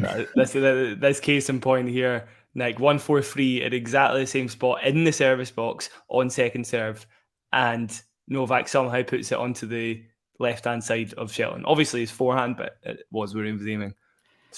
Some return. Hey, look, it doesn't matter if you just need to get it in. No, that's true. Of course. Right. I actually had a match last week against someone with an absolutely massive serve, and normally the return is the best part of my game, and I could not read it. It took me about a set to read it, by which point I'd lost the set 6-love. And I was standing so deep behind the baseline, which you shouldn't really do at our level. And still was only getting half of them back. And I was like, I don't know what to do here. And I think unless your name is Novak Djokovic, that's probably going to be most of Ben Shelton's opponents if Shelton's having a good day. You gotta, and like Shelton, you gotta learn how to chip return. I think that's the key. Yeah, just sort of chip it in rather than going for the return. Yeah, there's absolutely no point trying to continuously topspin in it if you're struggling to get the serve back into play deep from the back of the court. I think you find you'll get more control off a chip return if it's coming in at 1,000,000 miles an hour. Again, the objective in the return that's with a serve that's that big is just to get it back into play and neutralize the point. So if you can chip it back to the baseline, you'll have a way better chance of winning the point than dropping it short every time. Yeah, I mean that would work. So I'll make a note: develop a chip return. I mean, I can do a drop shot return, but I need somewhere between the two. As Djokovic, is that the first Djokovic double fault, by the way? Really good return there from Ben, going for it, and that's a drop shot from Shelton. Djokovic just lifts it up. Oh gosh, Shelton! I don't know what he was going for with that shot, but it's a lovely point there. Djokovic is with an overhead. Go and watch that on the highlight reel after. Yeah, that should have been a Shelton point for sure. Although it was a tough backhand smash, actually, or whatever shot you want to call it there. Quite balletic of Shelton to actually get it. But it does feel like an opportunity missed there at love 15. Again, I'll just go back to that bet I made at the end of the first set. I don't see him getting another break point here. That was a good chance, but don't think so. Max is rooting for Ben Shelton and hoping that Shelton can make Djokovic exhausted in this hot and humid weather. I think if you're looking for someone to do that to Djokovic, your best hope is Daniel Medvedev. Or Alcaraz. Yeah. He had a good chance in Cincinnati, obviously, of making that happen. Yeah, that's true. And he was making it happen until his brain faded midway through the second set. Yeah, suppose. I mean, is it biased to say that someone's a better player? I don't know what he goes to on about, to be honest. Like he can give us some discourse to feed to me privately, and I'll spout it. But I've got no idea what else I can say right now. Shelton is getting absolutely owned on the court. Yeah, Shelton. Yeah, I mean, there's some absolutely awesome serves, and I think that he's pulled off some brilliant moments, Shelton. And again, against most players, that works. Not Novak though. But then, I mean, what does work against Novak? Good point from John, actually, as well. Shelton has had a couple of chances and blew them both. The break point in the first set in particular, short forehand, didn't quite make it. Maybe I'm being a little harsh. He's got a big enough game that possibly at one point he does start to threaten players. It just gets bigger and bigger, the biggest players in the world. And maybe he'll be a bit more adept in those moments where he should really be winning the point. There have been a few moments where he just didn't quite make it happen. Yeah, I agree. Yeah. But yeah, at the end of the day, you have to be big, you have to be brave to beat Novak Djokovic. Shelton has the capability of being big and brave, but he has to do it consistently. Great backhand from Ben Shelton, really close to the line. Djokovic gets it up. Shelton's got the overhead, but puts it in the middle of the court. Djokovic goes for the lob. Shelton has to go behind with that overhead and then goes for the forehand volley, finally puts it away. I'm not entirely sure. Maybe he didn't feel like he had a lot of options with the direction on that one, that he just put straight towards Djokovic, but probably could have won the point a couple of shots earlier, Shelton. But that was, when he did finish it, that was impressive. Nice bit of explosiveness. Yeah, he does have good net play, genuinely. And one thing I'd add to the overheads and the serve in general, obviously, there's a lot of explosiveness there. I think I mentioned this on a previous stream, but I'll say it again. It's just the wrist action on Shelton's serve is probably more lively than any player I've seen since Roddick. Almost, maybe. I think that's probably fair. Or maybe Nick has got a very live arm as well. But Shelton's, particularly just the wrist snap up here, is so quick, to the point of absurdity, and to the point of wondering if he can do it forever in his career. We'll see. Roddick managed to get through a decent career without injuring himself too much. I can't think of any major injuries Roddick had. I mean, if Shelton ends up being a lefty Roddick, he's going to have a very good career, because it means he's going to win a US Open. Yeah, that's true. When would he be due to do that? Would that be next year at 20 years old? Is he 20 years old now? He's already 20, yeah. Was Roddick 20 when he won it? He was young. He was definitely young. It was 2003, right? So yeah, I think he was either 20 or 21. Maybe 21. So maybe next year, US Open title for Shelton, depending on how big he can really make his game. Yeah, and let's face it, it's pretty big already. It's not necessarily about making his game bigger, though. It's about making it consistently big, right? It's about maintaining a sustainable level throughout matches where everything's kind of firing, and he doesn't necessarily need to be going right at the lines every single time, but he's got enough on his shots to still get it in. He's not overhitting. Now, I haven't watched too many of his matches outside of the slams. I think I did catch the one he had against Carlos in Canada, and I thought he acquitted himself well, actually. Yeah, fair. Yeah, likewise. I think as a counter to Ghosty's comment there, Tommy Paul at the Australian Open, when he played in the semis, despite the fact that he was always going to lose that match to Novak, probably, maybe. A lot of the chat I had before that, Tommy Paul's point construction is some of the best we've seen for ages. He's so good at the net. He's so athletic. Amazing forehand and backhand that does a lot of damage against most players.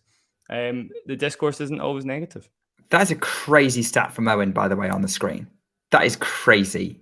And only someone like Djokovic can do something like that. And some of the second serves have been the same as the first serve. Like we saw the 1-4 free one in the previous game. We saw the one in the first set as well. He just absolutely hammered at Novak, and they're pretty much all just going back into play. Again, touching on the fact that his serve is big, but he doesn't spot serve it as well as other players, and Novak's always going to get it back into play for exactly the reasons I was talking about return style compared to Medvedev and Murray. Would we be being more positive? Let's use that word. Would we be being more positive about Ben Shelton if he wasn't playing Novak Djokovic right now? Probably, yeah, because again, Novak's a really, really bad matchup for Shelton. For exactly the reasons I said earlier, return style just it doesn't matter where he puts it, Shelton. So long if he was able to take a bit of pace off and serve like Novak, he'd have a better chance. But he bombs it fairly close to the Novak strike zone. It's probably always going to go back into play. So it's a fairly bad matchup. If it was another member of the top 10, Steph, Ruud, even Rune, I think he'd have a pretty good chance. Again, it's a really explosive game. It's massive. I'm not underrating that at all. But I do I think if, say, the inexplicable happened and Jerry had beaten Djokovic in round 3 and Shelton was playing, say, Jerry or even Fritz in this match, maybe Shelton will be winning it. Yeah, probably. But again, against Novak, it's just a bad matchup. I don't really know what else to say in that department. Have we used the word serve bot yet? No, not once. No, it's not a serve bot. I would never call him that. He's got an explosive serve, but it's not what he relies on. It's not a crutch to him like other players. I said he's very good at the net, good volleys. We haven't talked much about his ground strokes. I suppose we kind of did this. There was a bit. I said the rally temperament is poor. It could be a lot better. He's got some of the worst rally temperament relative to the rest of the top 50. I'm sure there are stats that back that up. And Novak's exposed that pretty much every long rally they've had, bar a few where, to be fair, Shelton has had a couple of chances. But he's fluffed unforced errors. So I guess that's a case in point to the rally temperament thing. But then your rally temperament has to be exceptionally good against Novak Djokovic, whereas against, again, most other players on tour, even most of the top 50, it can be. I think Shelton's is good enough. It's elite enough to manage it. As again, like against players we were talking about earlier, like Tsitsipas and Rude. I mean, I could imagine Shelton causing Tsitsipas so many headaches, especially going towards that backhand. That was some point from Shelton there. Oh, what a backhand volley. That was beautiful. 30-all. That was good. And now Shelton's getting the crowd going. He knows he needs the crowd on his side. He knows he needs to go. And he needs them on his side. He needs the boost. And he knows that this is another great opportunity. Same end, by the way, as the end he had 30-all on and break point on against Djokovic. So, yeah, good point. So maybe, I don't know anything about windy conditions. Maybe someone like Anastasia or Jamie could tell us what's site, going on there. 30-all half chance. Actually, the roof shut, the wind wouldn't be a factor. So maybe it's just, there's a lot of things that could affect a tennis court. 30-all, Djokovic serves, goes out wide. Shelton chops it back into play. Djokovic goes back behind. Really short forehand volley. Great job there from Novak, 40-30. 7 volley at the right time. Lovely. How many first serve points has he lost at this point? Maybe 1 or 2, literally. As soon as he's nailing it, he's coming up with the goods. Oh, that was a little surprising. So a nice little change up from Novak there. Okay, I'm going to say I haven't seen what happened there yet. Do you want to tell us what it was? No, the serve and volley. I mean, Nick, the serve and volley. On the 40-30 point. Okay, fair enough. Djokovic goes out wide with the serve. Shelton goes long on the return, and it's game Djokovic 2 games all. Good stuff. Well played, Novak. Again, close to coming up with a break point there and shattering my bet from the first set, but that was all Novak there. Great first serve and volley change up out of nowhere. I mean, while we've been chatting, it does seem to me maybe like the second set's a little bit more competitive. I mean, look, credit to Shelton, he dug himself out of trouble and didn't lose a double break in the first set. It was only one break that decided it. It was one game in the middle of the set. Generally, he's hanging with Novak here. Forehand from Shelton. I think that first shot from Shelton might have been long. Yeah, it was. Yes, love 15 Djokovic. Again, as soon as Novak gets his foot in the door of this service game, he was close in the first one of the second set, of course. I'll just talk through this one because this could end up being a big point, actually. Go for it. Second serve to Novak's backhand. Novak gets it back into play. Shelton with a short forehand, but sprays it wide. So love 30. This is looking, if Novak takes the break now, it's got to be curtains, surely. Shelton has got to hang in here. Big serves. Not big serves. Well, place serves. Come on, Shelton.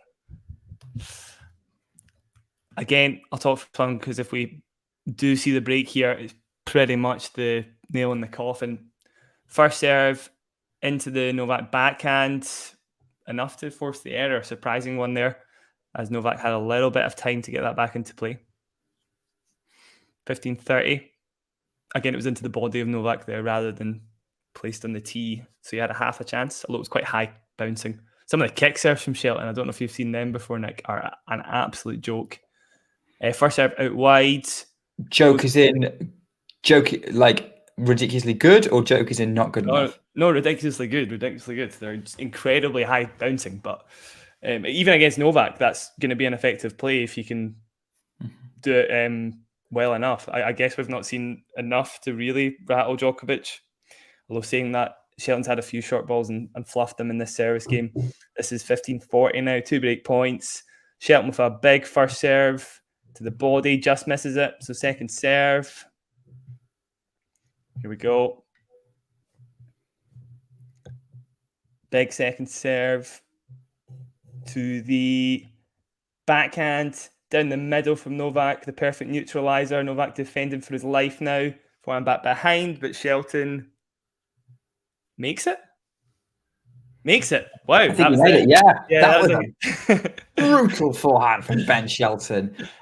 I mean, that Shelton flat forehand is absolutely monstrous. Is akin to the TFO return one that like clipped the baseline on the set point.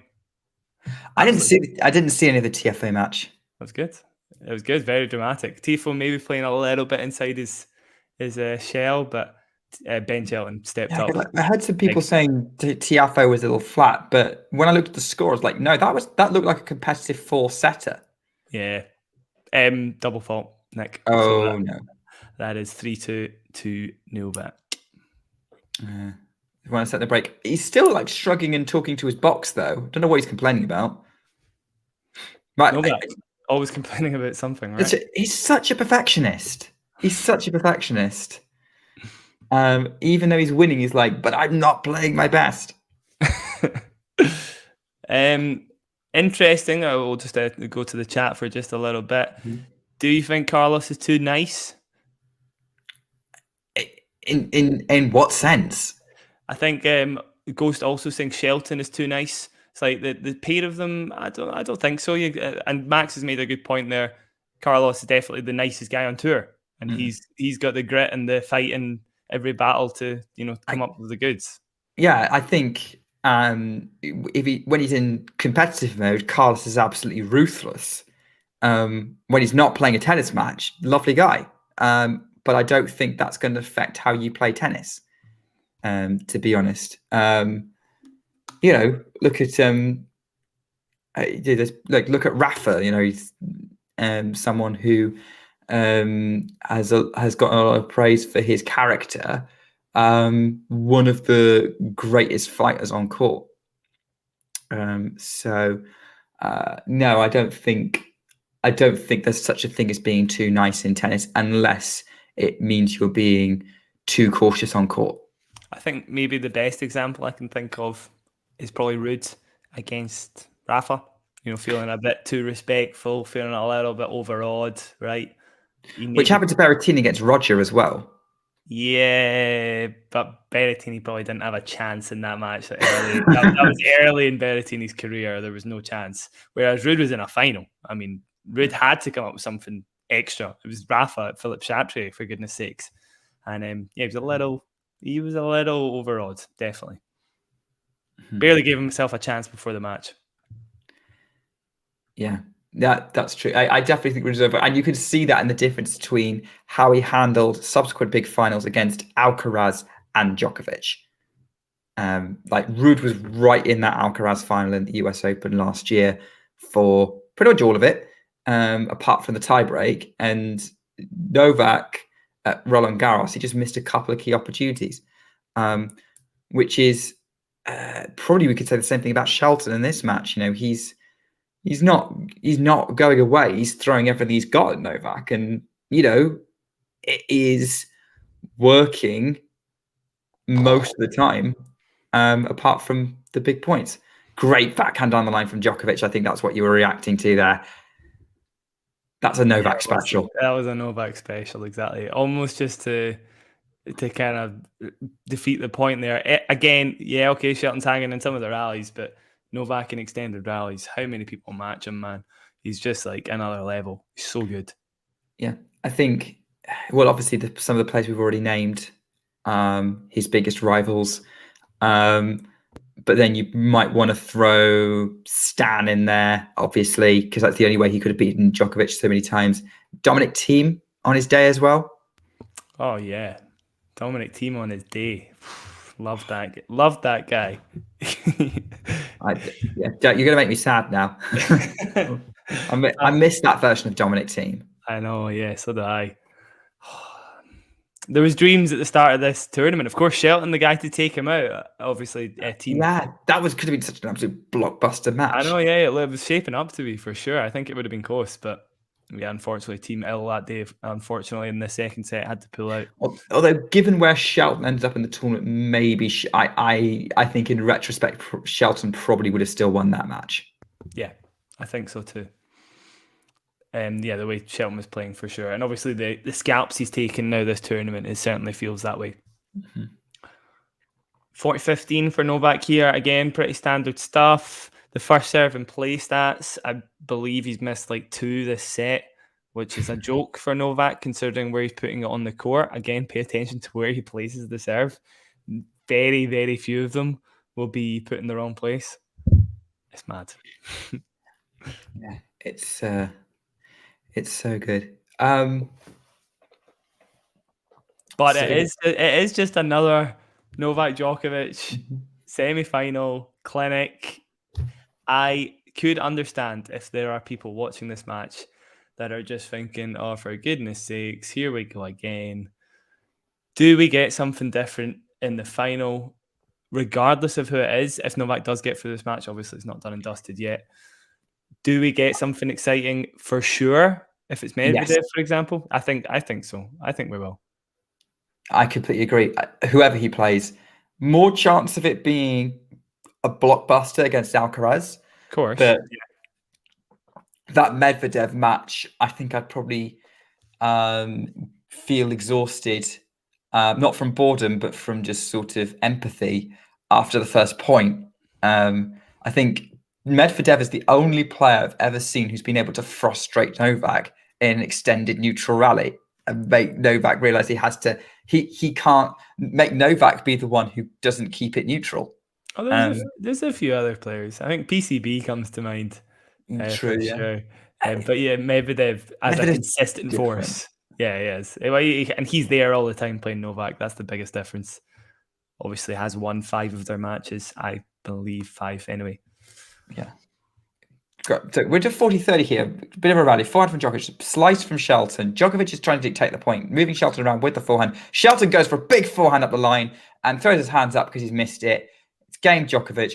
That was a haymaker attempt from Shelton, really. Maybe if it had a little bit more topspin on that shot, it would have gone in. And he would have been a hero, but maybe just a little too flat. I mean, he needs to do that. He doesn't need to keep doing it. But he's a set and a breakdown against Novak Djokovic. Alcaraz hits these bullet forehands with so much spin on, which is the counter to that. Like if it was an Alcaraz forehand, that probably would have gone in. Oh, definitely. He's got so much topspin on it. Like the guy's forehand is 100% one of the greatest shots. Probably, well, we don't know for sure, obviously, of all time, but it's likely to be one of the greatest shots of all time. Definitely. Yeah. I mean, the results are something to behold. At the minute, it's 15-love at 2-4. The camera's looking more at Tim Henman than it is in the court at the minute. Forehand cross court from Shelton trying to go back behind Novak, then tries to lift up. He's going for the baseline on so many of these shots. Shelton Djokovic gets inside out on the forehand, then moves Shelton around because he's just turned defense into attack again. Oh, great! Sort of fake out drop shot from Djokovic. That was brilliant. He looked like he was going to go for the sort of cross court sort of winner from above the shoulder height, and instead goes for a magnificent finesse drop shot. And good. Shelton just completely caught out and couldn't run it down. That's just brilliant. That's a play from Klejovic when he's in the clay swing. We see that shot a lot, the kind of fake drop shot. I love it when I see it. It's a lovely shot to behold. Much more uncommon than Alcaraz's, but when he does play it, it's beautiful. It's very nice. Yeah, absolutely. That's got to be point of the match. That's got to be point of the match. At least shot of the match from Djokovic. That fake out was just. I think it's probably my favourite shot ever seen Djokovic hit. They're into a great rally now. Shelton's at the net, goes for the backhand volley, and he's annoyed because he's missed it. And he's just going for the margins every single time. And I can understand why he's doing that, because it's Novak and you kind of have to. But he's going for the margins and he's missing almost as much as he's making it. And it's awesome when he makes it. It's now 15-30. I really do feel for the match up here, because he has to push it. He just has to keep pushing it and hope that he makes more than he misses. I can't see him beating him any other way. I really can't. I don't know. I feel like there's opponents that could squeeze Novak and kind of make him play the moment. I don't really see that being Shelton. But hopefully he can come up with something in the second set just to fight back a little bit. I don't know. Well, here we go. It's 30. Okay, I think the scoreboard. Yeah, it's 30-all from Shelton. I think I was a bit confused by the leftiness of the serve. Forehand, Shelton up the line. Djokovic runs it down to the backhand. Up the line from Shelton. Djokovic scoops it up, and Shelton just drops it short. Djokovic just runs it up and picks it off and raises his arm. That was not a good enough drop shot. No, it wasn't. I do wonder. I guess it was quite low. I just don't know why Shelton wasn't all over the net. I don't know why he didn't close it down, because it was really, really slow. A little bit of a miscue there. I think that he should have won that point. John is not impressed with that, though. If you're looking at the chat, like, John is just absolutely going, "What are you doing, man? Yeah. What are you doing?" Much like a lot of the messages I get from him during commentary, to be honest. But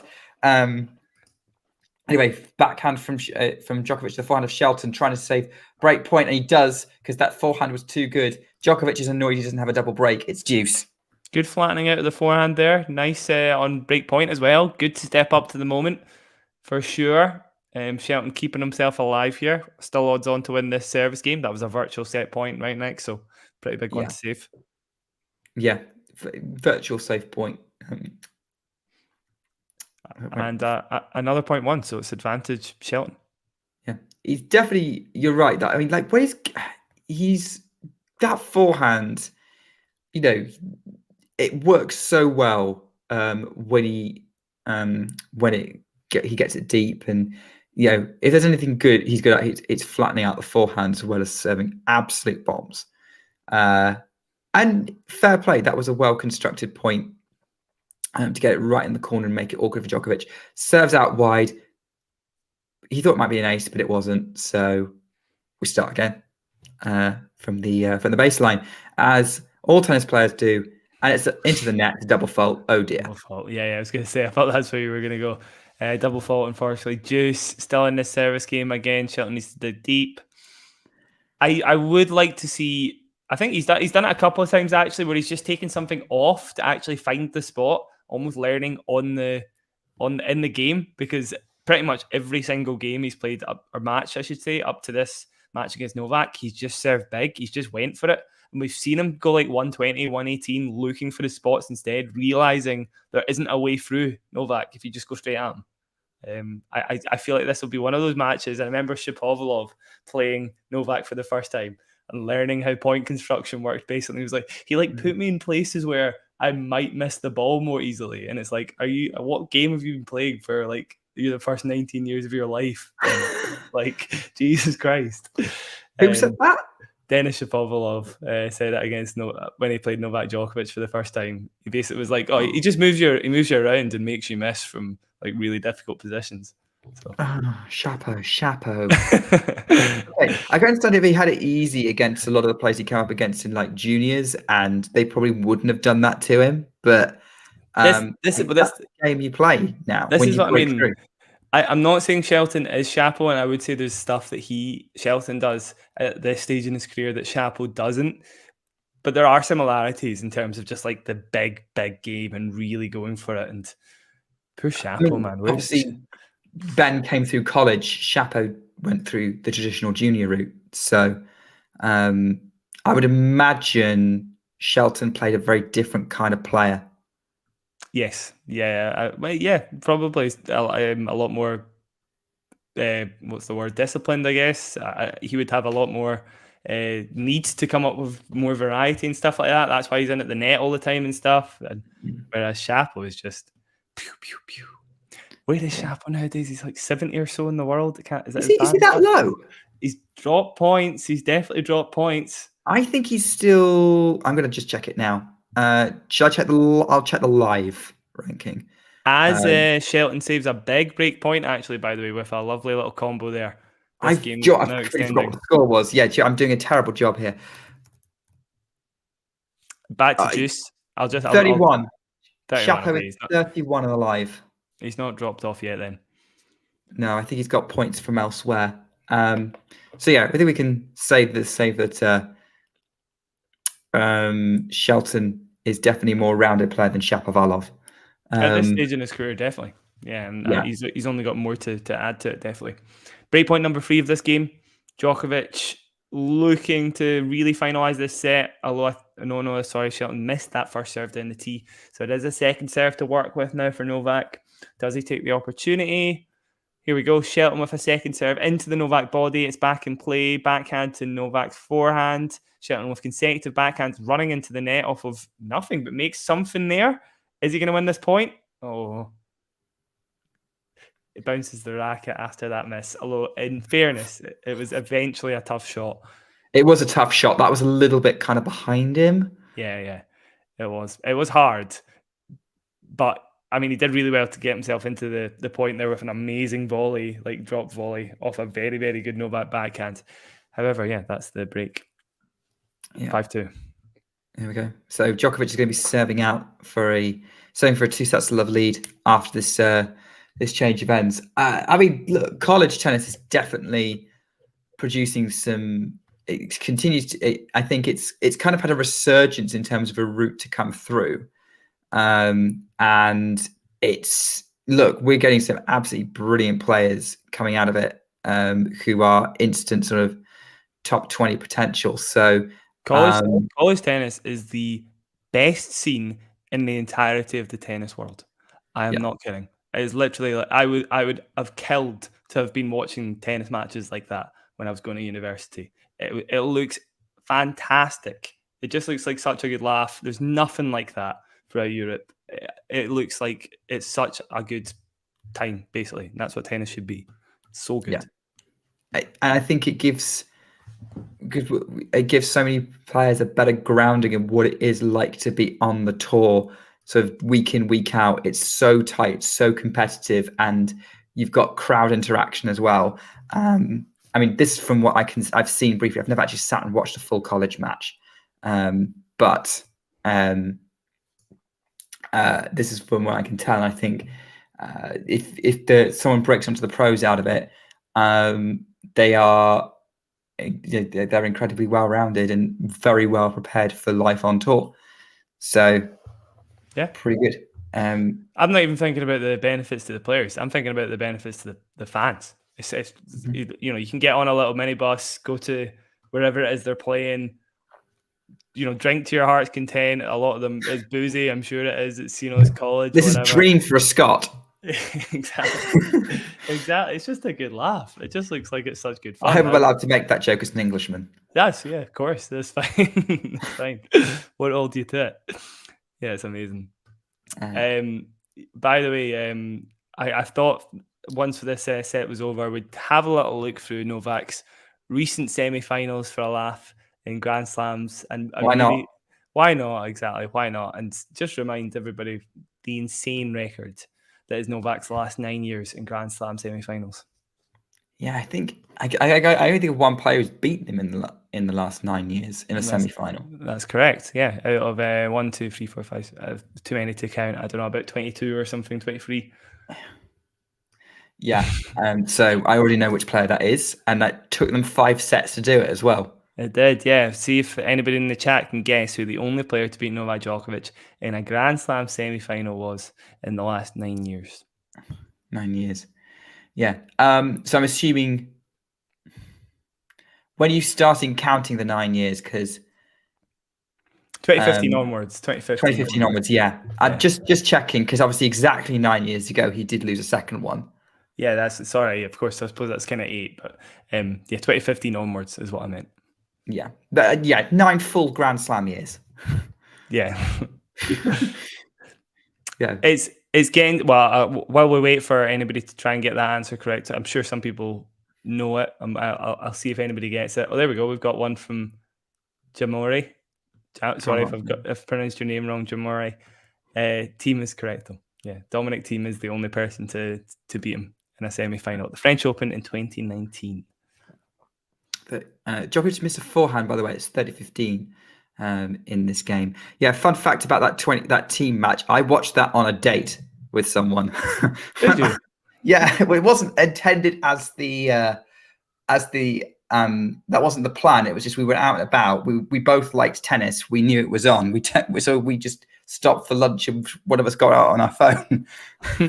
It's a good date. Yeah, it's probably the best date out of that relationship. Anyway, 30-15. I hope that wasn't too harsh.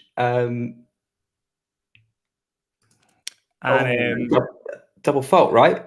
30 all. Yeah, 30 all. So half a chance. Novak getting a new racket. Doesn't like the tension of that one, the double faulter. So he's gone for the non-double faulting tension. I assume string tensions must change throughout a match. That's why players change rackets so often. They'll change rackets for new balls most of the time, Nick. The tension won't change that much. But they'll probably get a racket with a tighter tension once the new balls come out. That's generally the reason why. Okay. I was just thinking maybe something had shifted in the racket strings. Maybe because I don't know how much they shifted around without breaking. It won't make too much of a difference, but maybe it just feels like, I want a bit more control in this serve. That's generally what it is. It's probably more of a mentality thing, right? Yeah. For Novak there, probably. If he's just double faulted, just wants a bit more control. There you go. 107 miles an hour. So not the fastest serve, but it's an ace past Shelton. Well done. 40-30. 40-30 for Djokovic. Set point.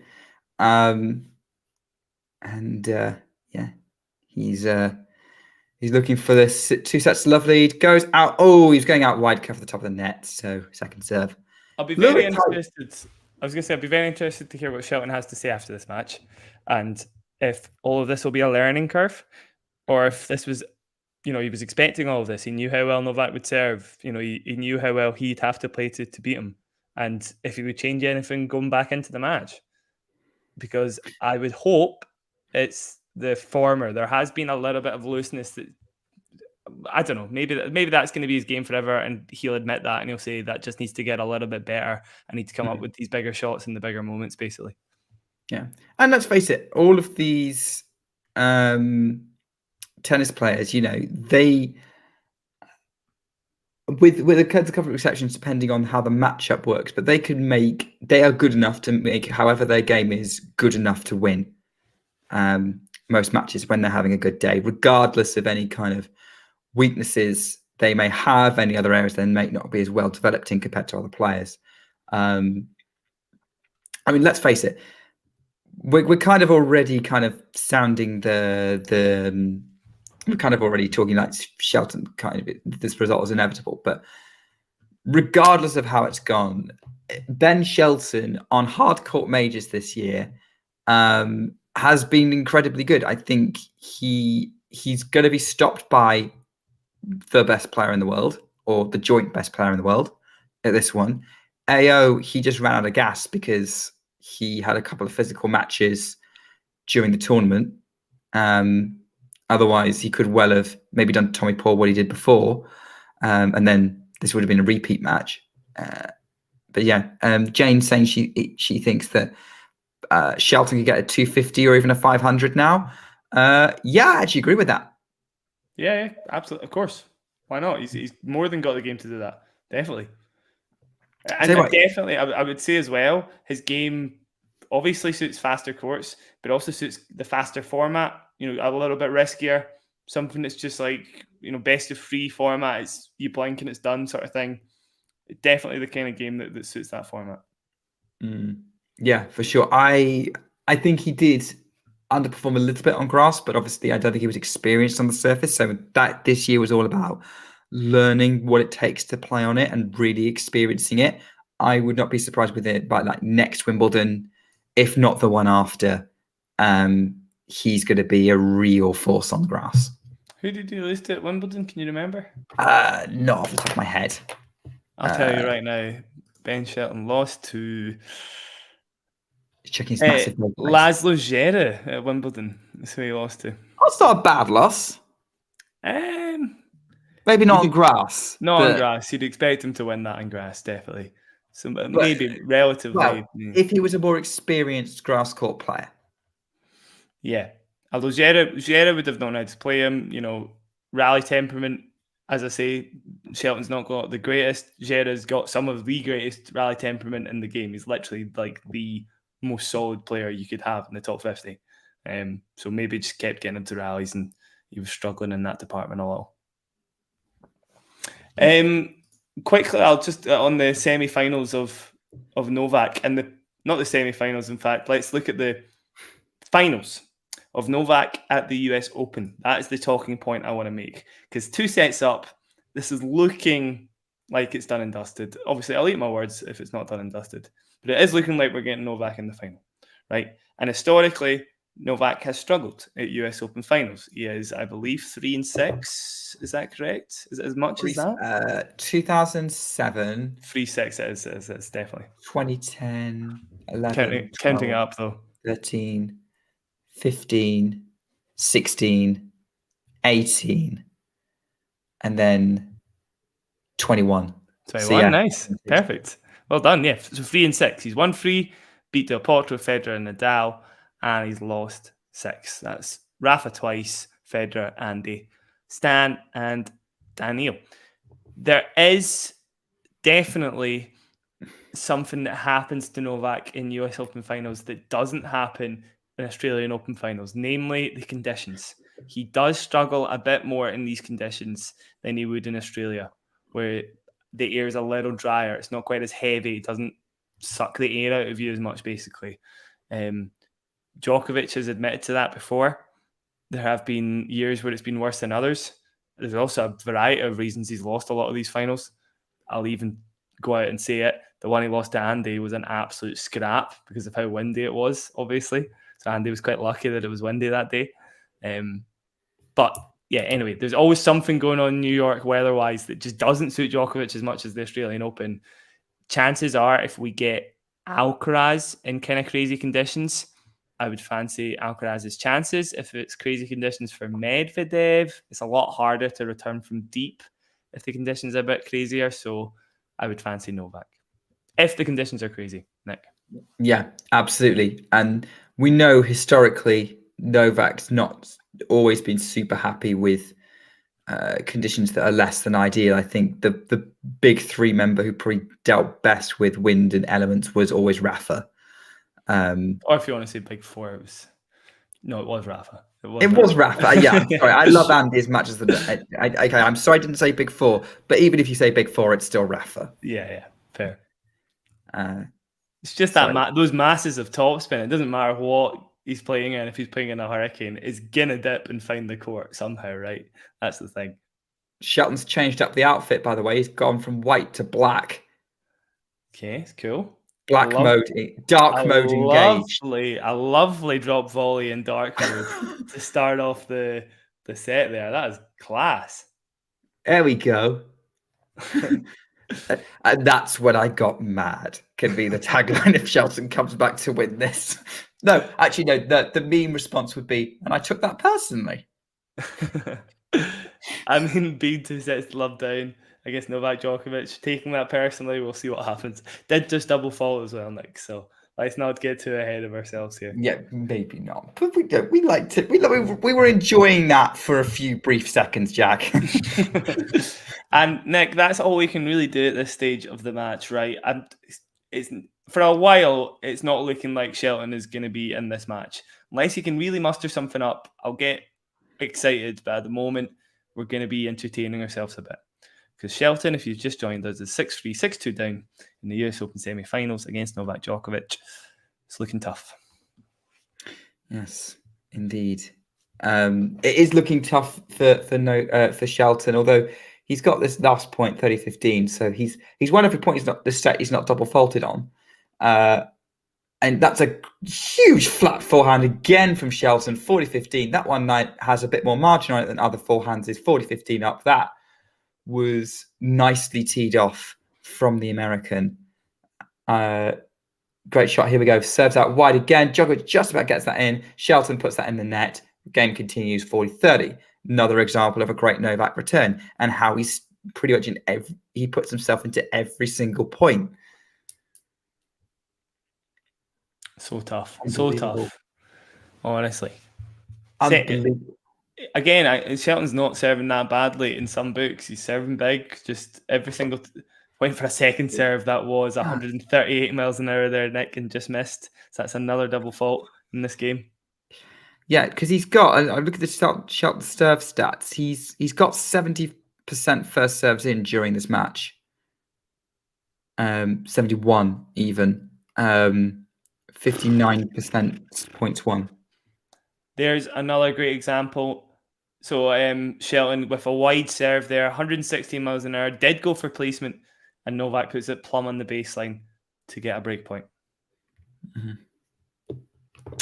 Yeah, here we go. This is what Novak does. We would talk about, Shelton's going to hold here, and Novak, helped by 2 double faults from Shelton, but the rest of the points has been Novak really forcing the issue and putting himself in the mix.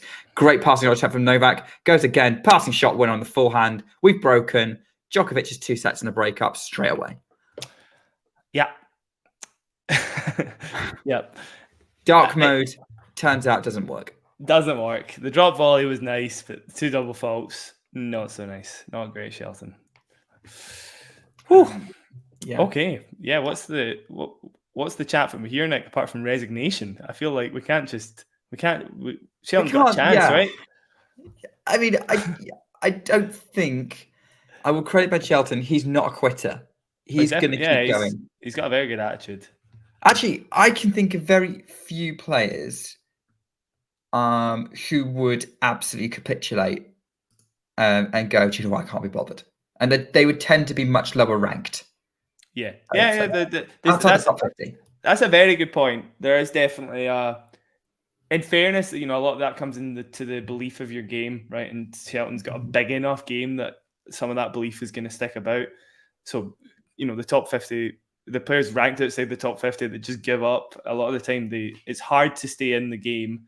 For example, if we put me or you, Nick, onto the court and asked us to muster a comeback against Novak from 2 sets down, we could not be giving up in our heads, but it's going to be tough to show that with your game. Whereas Shelton's got a big enough game that I'm sure he does have a slight glimmer of hope. The way he fires himself up, it's very admirable and actually quite scary for the future to come for him. Yeah, absolutely. Yeah, he's not gonna go down without a fight. He's not going to go down without a fight. He's going to want to throw some nice flat forehands in there. He's going to want to wow the crowd with some more drop volleys, and of course, some 140 miles an hour serves. Here's one some food for thought. While it's looking like we're waiting for this match to finish. Most likely, again, I'm not going to write Shelton completely off, but have you got a player you could think of, Nick, male or female, that has some of the best comeback ability in the game that's not necessarily ranked in like the top 5? Somebody that's not been at the top. So we're not talking top 5. Yeah, so somebody who's like a kind of dark horse in terms of how they come back. They're not like at the top of the game. That's going to need some searching through my brain for that one, because I think it's going to be tempting to not list a load of people. Mm-hmm. Someone who I go, oh yeah, no, they're going to be so hard to kind of keep down. I've got one in mind. And you were not allowed to say Andy Murray, obviously. Bias, no. Okay, yeah, I like Bias. Yeah, I can't think of a big comeback off of the top of my head. I don't think he's pulled one off. I just think from the way he plays, I think he's a nightmare to finish off. Yeah, that's fair, definitely. And that's more what I'm thinking is how hard is it to finish them off? I like Ghost's answer there. Elise Corney, definitely somebody who's just like a scrapper, will make everything really, really difficult from the brink. Doesn't matter where she is in a match. Will just keep going and going and going. I like Alex de Minaur, potentially. Yes. Personally. Definitely the kind of person that you could see, like 5-1 down or something in a third set and not write them off, for sure. Yeah, I agree with de Minaur. I did scooch past his name as I got the rankings open. I did scooch past his name and go, oh, maybe de Minaur. I just, a bit like you, I couldn't think of a big comeback. I think he'll keep the rallies going, by all means. But yeah, I'd probably put in the same category as Baez. Comeback ability. I mean, the obvious one out. If I'm can have a top 10 player in the women's side, would be Mukova. Mukova, yeah, fair. Obviously, she's done it a few times this year. Yeah, she's hard to put down. Although she's also been the victim of the reverse as well, in Warsaw. But Mukova's the obvious one I can think of on the women's side. Yeah, I like that answer. I think Kuchikova's pulled off a few this year as well. That is true. Sabalenka comes to mind when she was down against her in Dubai. Mm-hmm. Yes, that was a really good comeback from. I thought of that one. ADF was ADF not up? I thought ADF was up. Was he not? Which match was that? Was ADF not up 2 sets? Then he blew 2 sets, and then he won that final set against Ruud, against Hubert Hurkacz last year at Wimbledon.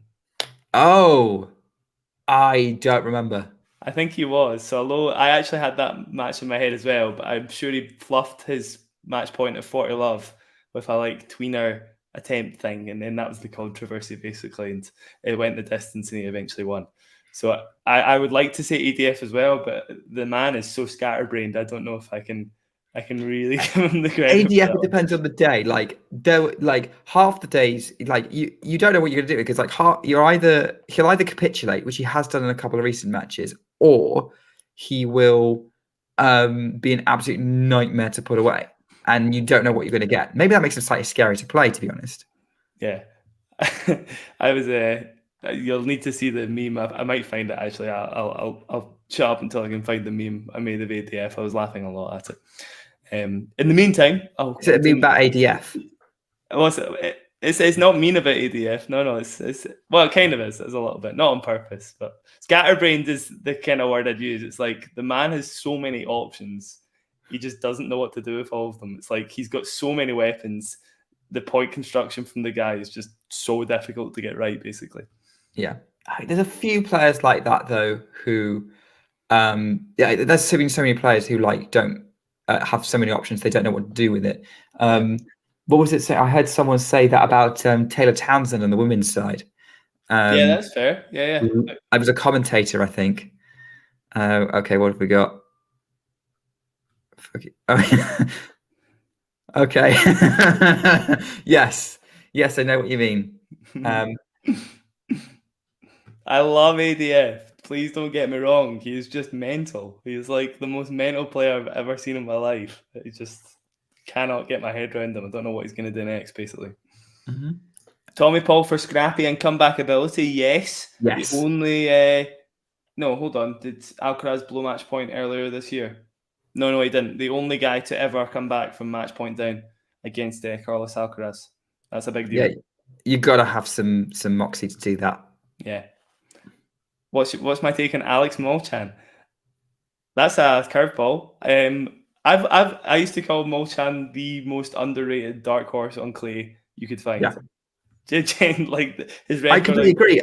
He's someone I always go whenever I see him in a clay court draw, I always have him as one of the favourites. Yeah. He's always scary dark horse ability. He could come up with some really big upsets. But yeah, he's been a wee bit off the boil recently. But just because he's off the boil recently doesn't necessarily mean he can't switch it back on again. No, definitely. And actually, I think Molchan, who did he play? I think Molchan had a match at this US Open that Dimitrov, yeah. Yes, that was the one where Dimitrov, I think, didn't Dimitrov have to save match point in that one? Yeah, he saved 3 match points. Dimitrov keeps occasionally showing that he's very difficult to get rid of when he's having a good day.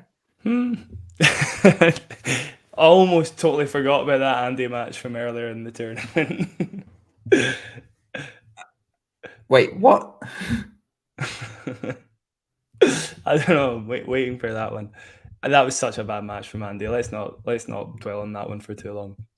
Best match of the tournament. The Mo-Chan one, probably, if that's the one you mean. Ghosty, Yeah. that was fantastic. Such a good level. The tiebreak was so dramatic. Really, really enjoyed it. Yeah, brilliant match. Absolutely brilliant match. I didn't watch it. Well, I watched the tiebreak. That was it. But the tiebreak was good. Unfortunately, it was on. I don't think that's right. My TV coverage wasn't showing it. I didn't have court choice, so I had to make do with what I could get. As we're into a rally now, by the way, it's sort of Djokovic up 2-1 with break. Sort of again, this is like the first long rally we've had. Djokovic goes for the line with that forehand, backhand cross court to the forehand of Shelton. They're moving each other around a bit. This is a ridiculous rally from these two. Forehand from Djokovic, backhand Shelton, backhand drop shot. Oh, Shelton is going to reach it. He does. Counter drop shots. Djokovic, you can't reach it. 15-all. Did Ben Shelton just win a long rally against Novak Djokovic with a drop shot? Yes, he did. Yeah, it was nice. There's the redrop, the Medi special there. Medvedev loves a redrop. That's the guy that always comes to mind when I see that I shot. knew it was called a redrop. I just called it a counter drop shot. I call it a redrop. I don't know if that's the official name, Nick, but either works, right? I mean, I don't think mine's an official name either, to be honest. Yeah, I don't think there is an official name for it. But yeah. I don't know. Maybe it basically makes it feel like it's a counter attack. Essentially, it's like, oh, you're gonna drop shot me, I drop shot you. Which is what I like to do on the court. If it's a low ball mid court, it's a drop shot. Oh, my dad loves that play, and I gotta say, it gets pretty readable, Nick. It's oh yeah, it's very readable, but your drop has to be good. Fair. If you can execute it well, Hugo Gaston style, then it probably works. Yeah. It also depends on the player, because there's one player at work I play against where it does work every time, and then there's pretty much everyone else where it doesn't. Is that like a geriatric 80-year-old that can't move or something? No, he's about my age. Okay, fair enough. Oh, lovely return! Lovely return from Ben Shelton. My word! Have they swapped? backhand return winner. Beautiful. Fashioning some resistance here, maybe, Nick? Yeah, I mean, Shelton's been pretty resistant to a match, and it's been quite entertaining to watch at points. But yeah, so hang on a minute. Shelton's just won a long match, a long rally, then is a long. Yeah, let's see, long rally, and then he's hit the first return winner of the match against a guy who you would imagine would have done both of those things by this point. It does. It plays into what we were saying at the start of the match. He's trying to be unpredictable. He's coming up with stuff that even Novak's not expecting. But yeah, most of the time, like this long rally here, Shelton eventually missing. Novak's kind of base levels just a little too much. I feel like he was wrong-footed a little bit there, Shelton, because that shot that he tried to do is generally that's generally a defensive shot. Yeah, the chip back onto the baseline. Yeah. You don't chip with your forehand unless you absolutely have to. Yeah, very true. At least that's what. Unless you're quarantined Muti. Corentin Moutet is not a good role model for any tennis. If you had a student, Jack, who said, "Oh yeah, I know my favorite player is Corentin Moutet," you probably burned their laptop. No, that's not true. That's not true. I tweeted about Muti this tournament. I said I absolutely love him. There is actually a kid I coach that reminds me a lot of Muti. They just come up with all these kind of fun shots that they just want to have fun on a court. I love it. It's so good. The more variety you can get people to play, the better. Definitely, it's a very good idea. Muti is a good guy to use for coaching, honestly. Yeah, okay.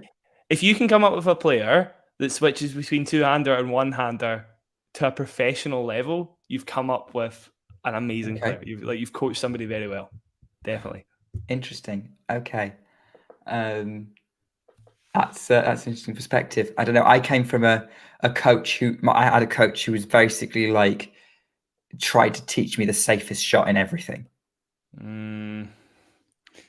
Yeah, there's only so much that's going to do. Definitely, I think the underlying point with a player like Muti is if you can develop a player's feel to the nth degree, so feel being the operative word there, then you're going to have a really good tennis player. So it doesn't matter if they've got one hand on the racket, two hands on the racket, if they're slicing, if they're overheading, whatever they're doing, they have a very good feel for putting the ball where they want to with different spins and heights and stuff. That's incredibly difficult to teach, for sure.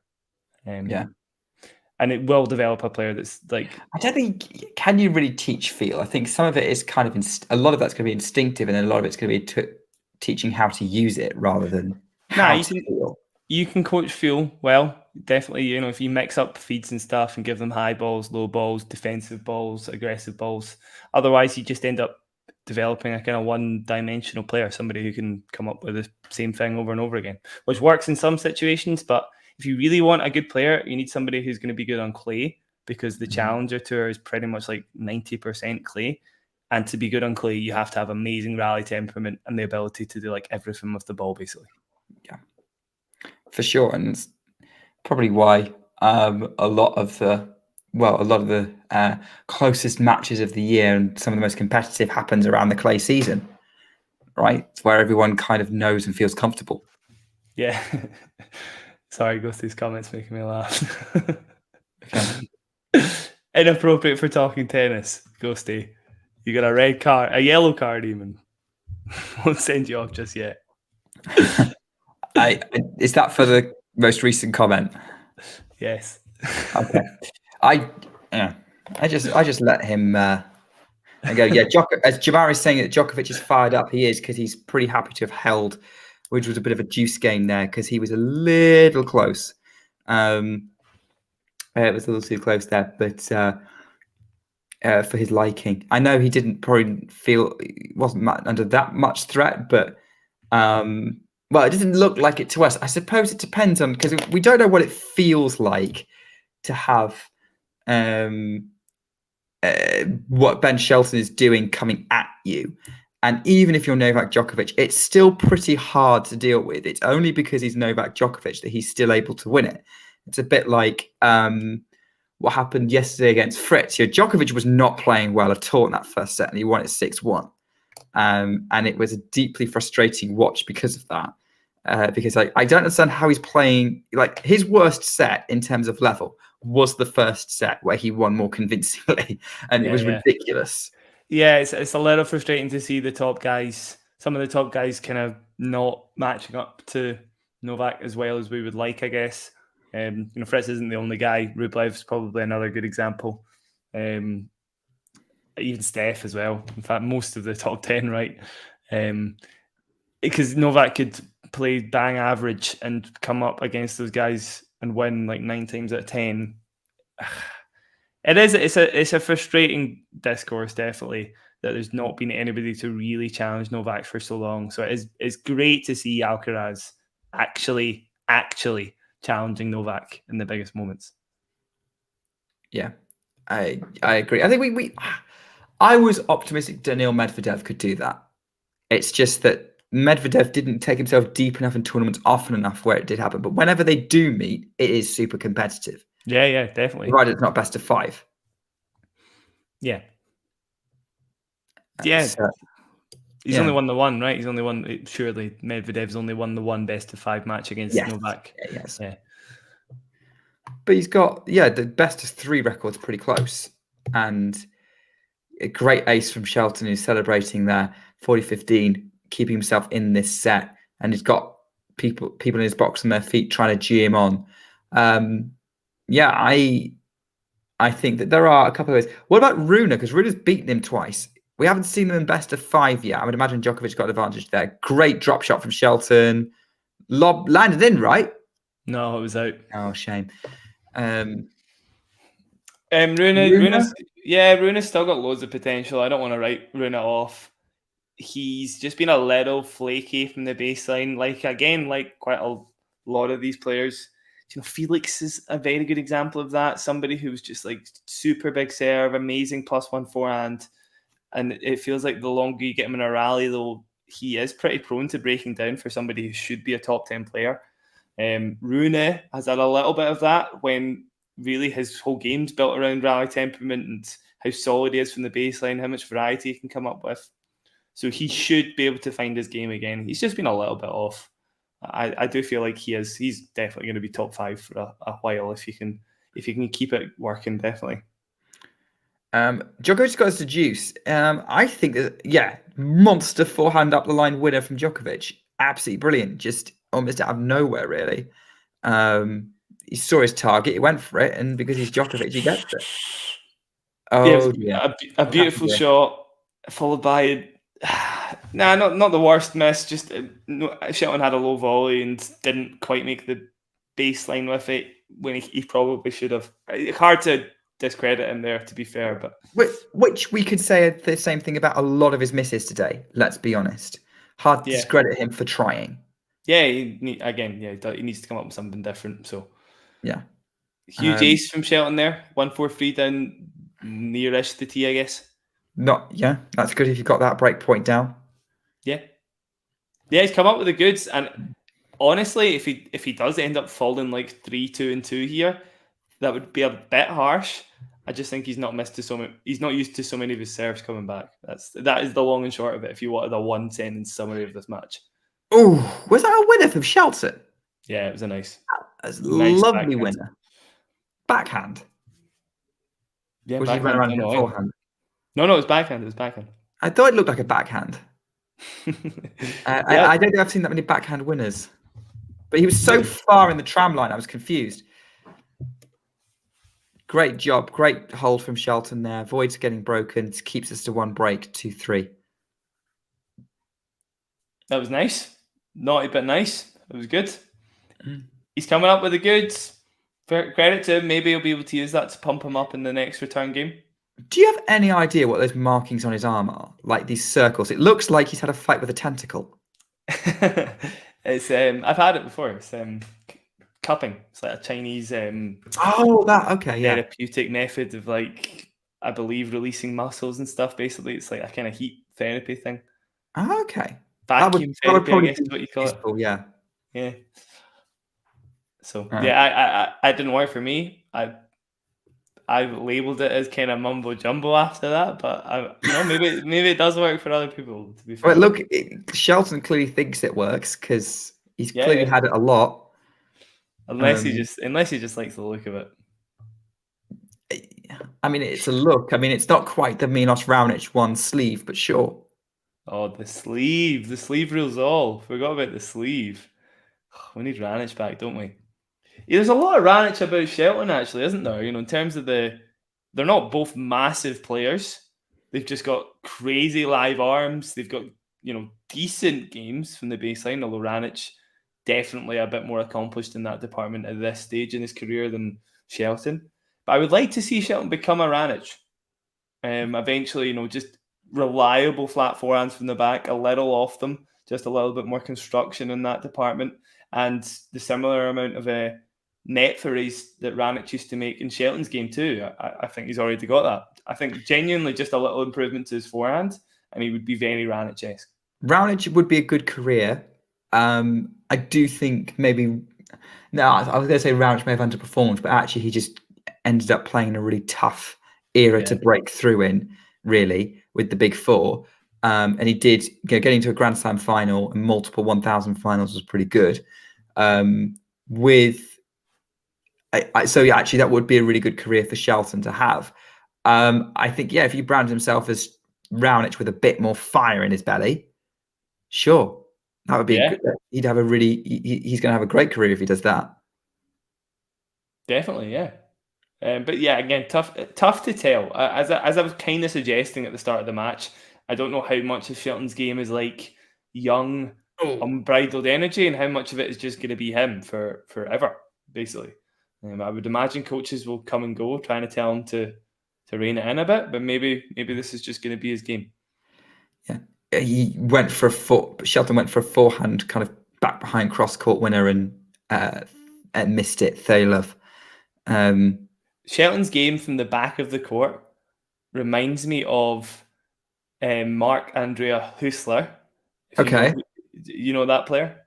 I know who he is. I don't think I've ever watched one of his matches. So he's very like will just go for it a lot of the time. Big lefty forehands, quite tough to stay away from. Oh, I think I Dictates a have lot of watched the him play. points. It's But that one, yeah. He's Swiss. I've got him mixed up with a different player. Yeah, no, that's the one. He's Swiss. Yeah, Swiss, big lefty shot on the forehand. Literally just goes for it all the time. But a serve that doesn't even come close to rivaling Shelton's. They remind me a lot of each other in terms of what they do from the ground. I don't think anyone's serve really comes close to rivaling Shelton's, especially now John Isner's retired. Yeah, it's probably the biggest serve on tour at the moment. Probably, definitely, actually. Nobody's topping 140 regularly, apart from Shelton. Mm-hmm. But it's not the best. Like, it's the big. But we've had this conversation before. Biggest is not always best. It's about spot serving. Yeah, which is why Jamori there mentioning her catch. I would say her catch is it actually the best on tour at the moment? He probably has the best hold percentage on tour. It is so well placed from the tower that is Hubie Hurkacz. You know, just the trajectory as well. It's so tough to break. More than Djokovic? Yeah, probably holds more than Djokovic. I'm just going to double check, but I'm pretty sure he probably holds more than Djokovic. If Djokovic could serve like Hubie Hurkacz, he'd be unbeatable. Yeah. Okay. Yeah. What's going on? Shelton's got 15 love. Djokovic has gone long again, so 30 love for Shelton. He's keeping this match going. Yeah. I don't know. I always thought like Djokovic spot serving, just the way it's developed, and that he is so hard to break now. Though I think he has to dip to get broken. Really. Hubie Hurkacz does have a slightly better hold percentage than Novak Djokovic this year. By how much? 0.1%. There we go. but keep in mind that, well, let's just check the ace percentage, because Hubie Hurkacz has the best ace percentage on the tour. There you go. Well, yeah. By a full 1.6% over Alexander Bublik. That's quite big, though. Yeah. And then that's quite big. Novak Djokovic is on 7.7%. So he's less than half of Hubie Hurkacz. Mm-hmm. But hey, you don't have to serve aces if you doesn't matter if your opponent gets a racket on you if they can't get it back. No, of course. But probably a lot of arguments to be made there that in pure isolation, Hubie Hurkacz's serve is probably better than Novak's, just given the physics of being 7 foot tall from where you're actually delivering the serve. So. Yeah. I will also agree with Eleanor about Roger and his spot serve, and probably his serve would probably be the best on tour now. Oh, that was lovely from Shelton there. Oh yes, I'm seeing. Oh, love the way you ran. That was Alcaraz-esque. That was Alcaraz-esque. Yeah, the sort of defense when pulled off the court, right, to then get back in the point. So much spin and pace, and then finished with a flourish. That is just brilliant. Absolutely brilliant. Again, Shelton coming up with. I mean, we've actually had quite a few sort of hot shots this match. Yeah, there's been really cool moments. Yeah, probably both guys. Even though it's looking like it's going to be a bit of a routing, there's actually been really, really good moments for the crowd. So I'm sure they won't feel like they've been too let down here. Yeah, I think they're kind of getting into it. I mean, I definitely think if in the crowd and just enjoying the tennis, I would probably be struggling. I would probably wouldn't be struggling to enjoy it. It's been a fun one. Yeah, and a lot of with this tennis though, you just have to sit with any tennis with this tennis match. You have to sit back and admire a lot of it, because when Shelton's getting it in, it's incredible. And to watch Djokovic do what he does best, I mean, this is a much higher level than I watched him against Fritz. And yes, good point. If you're comparing the two, this is by far the more entertaining match. Definitely.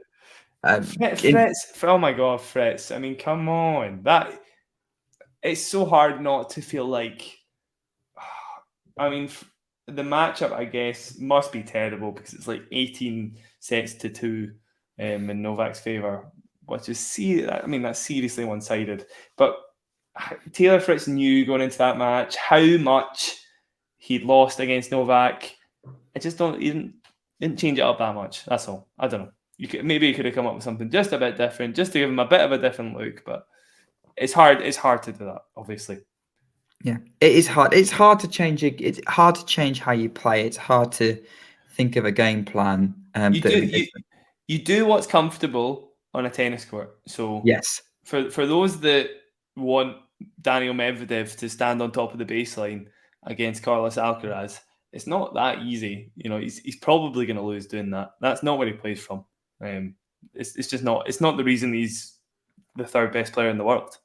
So there's just no chance he pulls that off against Alcaraz. He has to come up with something within his own limits to defeat Alcaraz, as hard as that may be.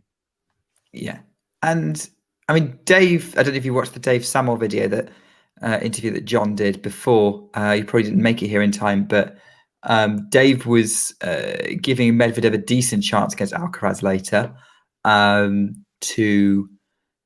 He's saying that, like, if he can just find a way of if Alcaraz, he was saying, I think if I remember this right, yeah, there you go. Med should stay in the same place, just go for bigger returns. I like that. Yeah, I like that. Just take a little bit more time away from Alcaraz, take a little bit more risk on. I would definitely agree with that. I do also think this is the first time we've seen them play on a normal hard court. Grass is a little different, definitely. I mean, the steadiness of hard courts compared to grass is a pretty big difference. Obviously, it's going to be very, very low by the time it reaches Medvedev as well on a grass court. It's just a normal height for him pretty much every time in a hard court. He'll have a better chance, definitely. He will have a better chance. But I still fancy 4 sets now. I think it's going to be 4 for Alcaraz. So it's John saying that he's staying in the same bed, giving the Medvedev advice. I think Dave was more along the lines of find a way of stopping Alcaraz from rushing him, essentially. Because that's the thing. If Alcaraz just takes everything on, Medvedev's in trouble. 100% though. I think watching Medvedev is my favorite thing to do as an analyst of the sport, because I'm not counting Medvedev out, because there is a chance he comes up with a game plan that is like airtight. Like he'll do as much as he can do, basically. So I'm very excited to see what he comes up with, and if he does do something a bit different to try and rattle Alcaraz, or if he knows exactly what Alcaraz is going to do. And there was just one time where I realized the sort of absurdity of how Medvedev thinks when he played Hallis once in Adelaide or whatever it was. And he said after the match, he counted how many times Hallis had served out wide. He said, Hallis served Quentin served out wide to me 24 times. And I looked up the stats, and of course he was right. It was 24 times. That kind of like almost like savantness, Nick, is just like fascinating to me. So fascinating. So it would be very exciting to see if he comes up with something different. He's too smart not to be counted out. The Medvedev brain is underestimated, I think, mostly because we think it's full of memes and sarcasm and prone to emotional outbursts. Which is there, but when he's engaging it, oh wow, overhead from Shelton to 30-all. That was brilliant, get. Yeah, Shelton is lighting up the crowd at the moment. That was a really, really nice drop shot from Novak, followed by lob from Novak that got absolutely slammed away by Shelton. So we are getting 30-all. Again, half a chance. Still not got that break point yet, though. I don't know. I think I saw Djokovic being 15 down, and I thought, okay, Shelton's digging himself around. He's fired up here. 30-shot rally, which I hadn't realised. So I think we should pay attention to what's going on. So we're getting some shots of the crowd. I think Shelton looking like he's getting ready to go for this, because why not? He's 2 sets and 4-3 down with a break. He's got to try something at this point. Djokovic is taking his sweet time. Because he usually does. Because, of course, whenever I start to try and do a monologue and hoping it's over soon, Djokovic decides to take his time. But that's what happens when it's a dramatic point. and he continues to bounce the ball. I could talk about how he's describing the ball, but now he's finally serving, gets it in play to the forehand of Djokovic up the line, to the forehand of Shelton, a monster forehand, rushes Djokovic, and he puts it in the net, and it's break point for Ben Shelton. Second break point this match, and he's firing himself up. There's fist pumps, there's come-ons. Shelton, One last hurrah. what are you doing? One last hurrah. Do we sense a serve and volley here? From Novak? Oh. Oh, second serve, unlikely now. John said second serve in the chat. I've not seen that yet. Yeah, we've not seen it yet. So maybe. So yeah, no one would dare second serve and volley on second serve right. Djokovic wouldn't. Maybe someone like Kyrgios would. Not even Ben Shelton would say serve and volley on a second serve. He did it earlier. We did do it earlier in the match. Okay, never mind. I know he likes to go for like the big second serves. I think Tiafoe does as well, actually. Tiafoe actually would try something like that. So, okay, second serve, 30-40. Here we go. Shelton's getting ready. I think he's probably thinking, come on, Novak, just serve already. Here we go. I'm thinking that. I'm just thinking, come on, Novak, let's get on with it. But I don't know if there's any crowd noise disrupting or anything. That's the downside of having it on mute.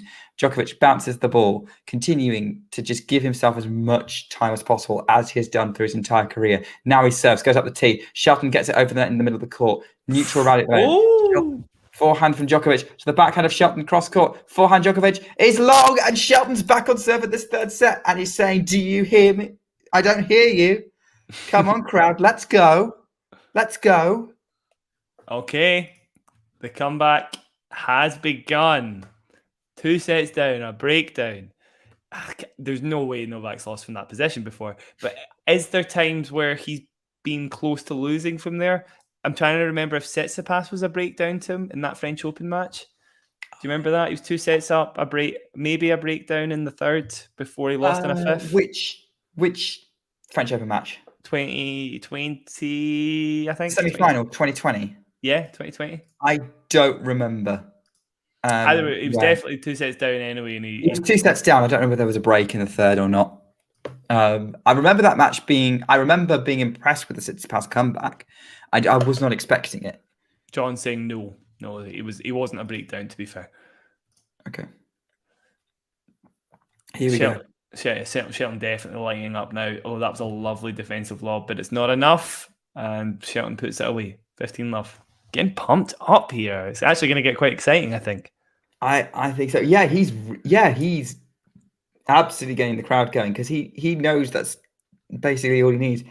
He wants to get that set against Novak. I think that's kind of the aim here is let's get this set. Let's make this competitive. Let's go. Keep fighting. So, yeah, that's the final. Yeah, I think we were thinking about the semi-final in 2020 rather than the final in 2021. Mm-hmm. Yeah, I meant the final in 2020 when Tsitsipas lost the first 2 sets rather than won them. He did not make that. He did make that. Oh, he did. God. He did. That was a wonderful running lefty forehand. Second one of the match, but even better. And the crowd are giving him an ovation here, and it's well deserved. This is box office Ben Shelton. Where's he? He's breaking this out now. He's breaking it out now. I quite like this way he's hitting some of these winners as well. A lot of the time, he's kind of slaps the ball. He hits it mega flat. But these are kind of Alcaraz-esque in that it's all hand. He's putting so much spin on the ball.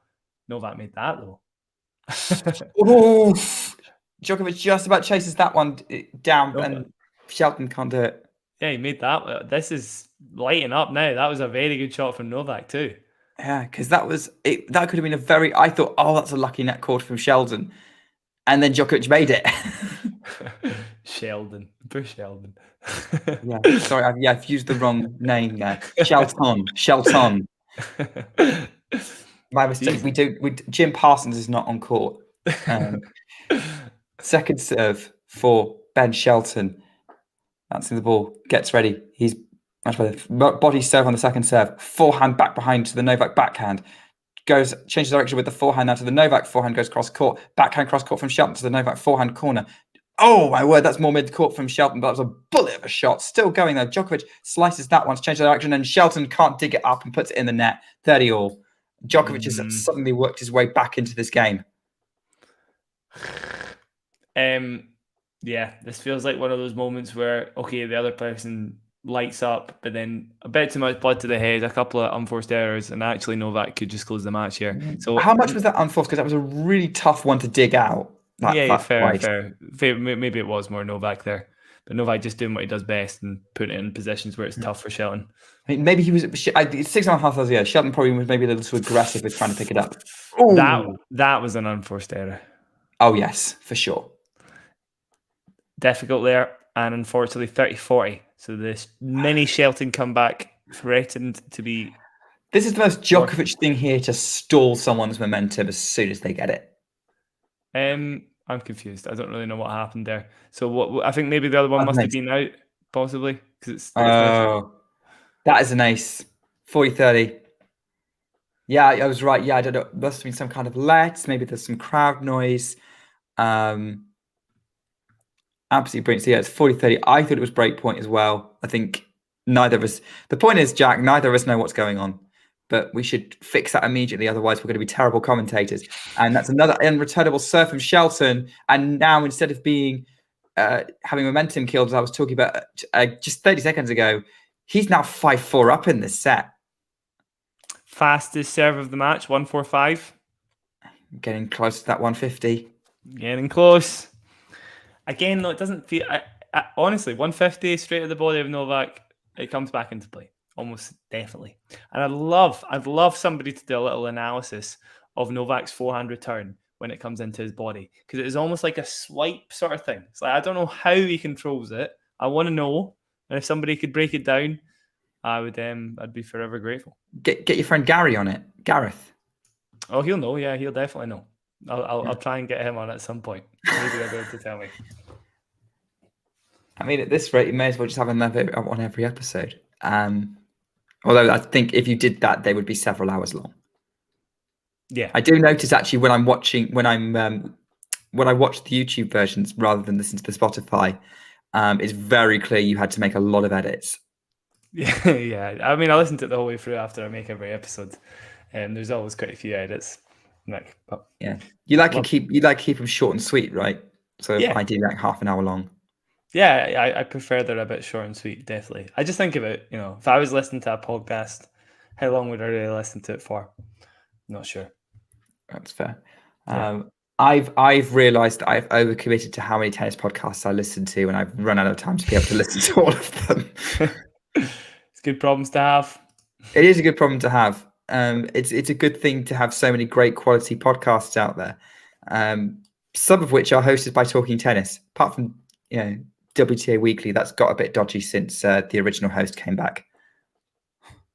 Who's oh, I know who that is, Nick. Yeah. Took you a while there, Jack. It took me a second. Yeah. A choice character for sure. Yeah. Can't stand them, to be honest.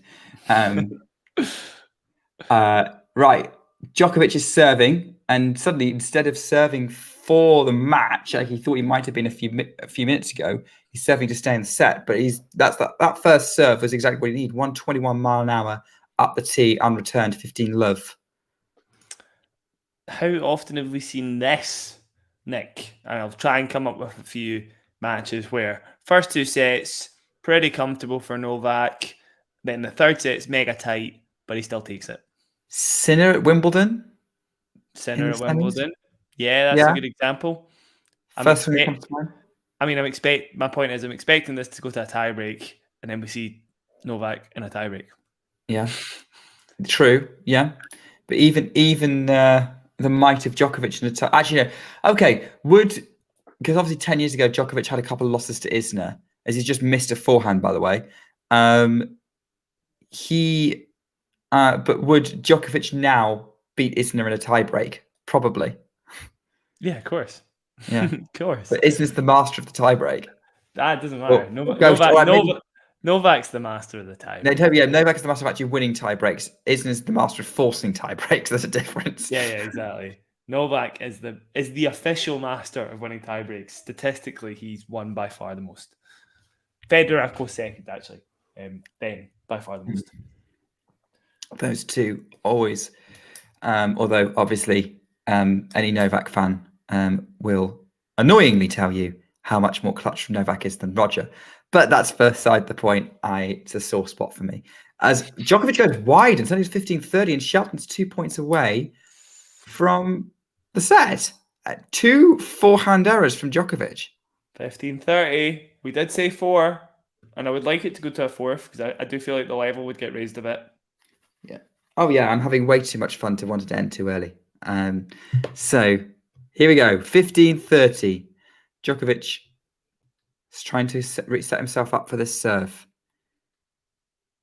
I thought he was serving there. No, is he? Now he's serving. Here we go. Goes up the tee. Was that an ace? No, he's missed it. Missed it. Second serve. Here we go. He takes a deep breath and bounces the ball. And bounces the ball. And bounces the ball. And bounces the ball. And bounces the ball. Continues. And now he's going to a service motion. Goes up the tee again. Shelton's anticipated it. Up the middle. Forehand from Djokovic. The backhand of Shelton. Forehand from Djokovic moving Shelton around. Shelton goes to the Djokovic backhand corner. Then keeps going that direction. She moves around to hit a forehand. Continuing to attack that wing. Backhand from Djokovic to the Shelton. Up the line. Trying to go for the haymaker forehand. We missed it. And it's 30-all. I'm going to point out a few of the things that John's saying there. Great rally. Obviously, I agree. Well, first thing actually I'd say that John's not mentioned, sorry. I don't feel like Novak's avoiding Shelton's forehand at all. I feel like a lot of the point construction is similar to what Djokovic would normally do, and he's absolutely not afraid to let Shelton go for it, basically, because he knows it's the percentage play for him, basically. That was a case in point. Big flat forehand, up the line, Shelton just misses it. By the way, I wonder if people have got the sound on. Is Shelton grunting based on something that Ghost is saying in the chat? First serve into the net from Djokovic. So we're going to get some more ball bouncing here. I'm going to keep making a point of this because it does irritate me when I'm trying to commentate. But then again, I love it as a spectator because it heightens the tension. Goes out wide to the backhand of Shelton to the forehand of Djokovic. Forehand Shelton up the line. Did he miss it? No, just landed in. We're keeping on going. Djokovic is moving Shelton around now. Djokovic, keeps moving Shelton around with extremes on the backhand. Forehand Djokovic, Shelton backhand. Oh, that's just dropped in. Oh, off the top of the net. And is that just landed in? Out, I think. Out. It was out. It was out. It was definitely out. 30-40 is set point. And Shelton's celebrating now. And having not been able to break Djokovic's serve almost all match up to a couple of games ago, suddenly Ben Shelton has a point to not only break Djokovic in consecutive service games, but also to take the third set and go and make sure we go 4 on Arthur Ashe and give the crowd some entertainment. I think if he misses his first serve here, touching on what John said, Shelton's been cheating over to the forehand on a lot of the second serves, although Novak's placement's been really good. I do think if we got a second serve, we might see a kicker to the forehand just to change it up. Let's see if he makes the first serve first, though. Yeah. He misses it. So let's see what happens in the second. Does he go out wide just to change it up? Actually, I've changed my mind. I think he'll still go down the tee. I don't think he cares if Shelton gets a forehand or not. Yeah. And Shelton seems to be able to run around it. So, set point, second serve. It's almost ideal situation for any player. But obviously, it's for the receiving player in this situation if you're trying to break to the set. But this is Novak Djokovic in a US Open semi-final. Goes out wide with the serve, and Shelton doesn't make the return. He was way behind the net, and that's a good set point save from Novak Djokovic. In fairness, John, stick with your convictions. That was a first serve. I did not realise he had a let. That was definitely not a second serve. Novak Djokovic does not deliver a 124-mile-an-hour second serve out wide. That is not a Novak play. So it must have been a first serve. That's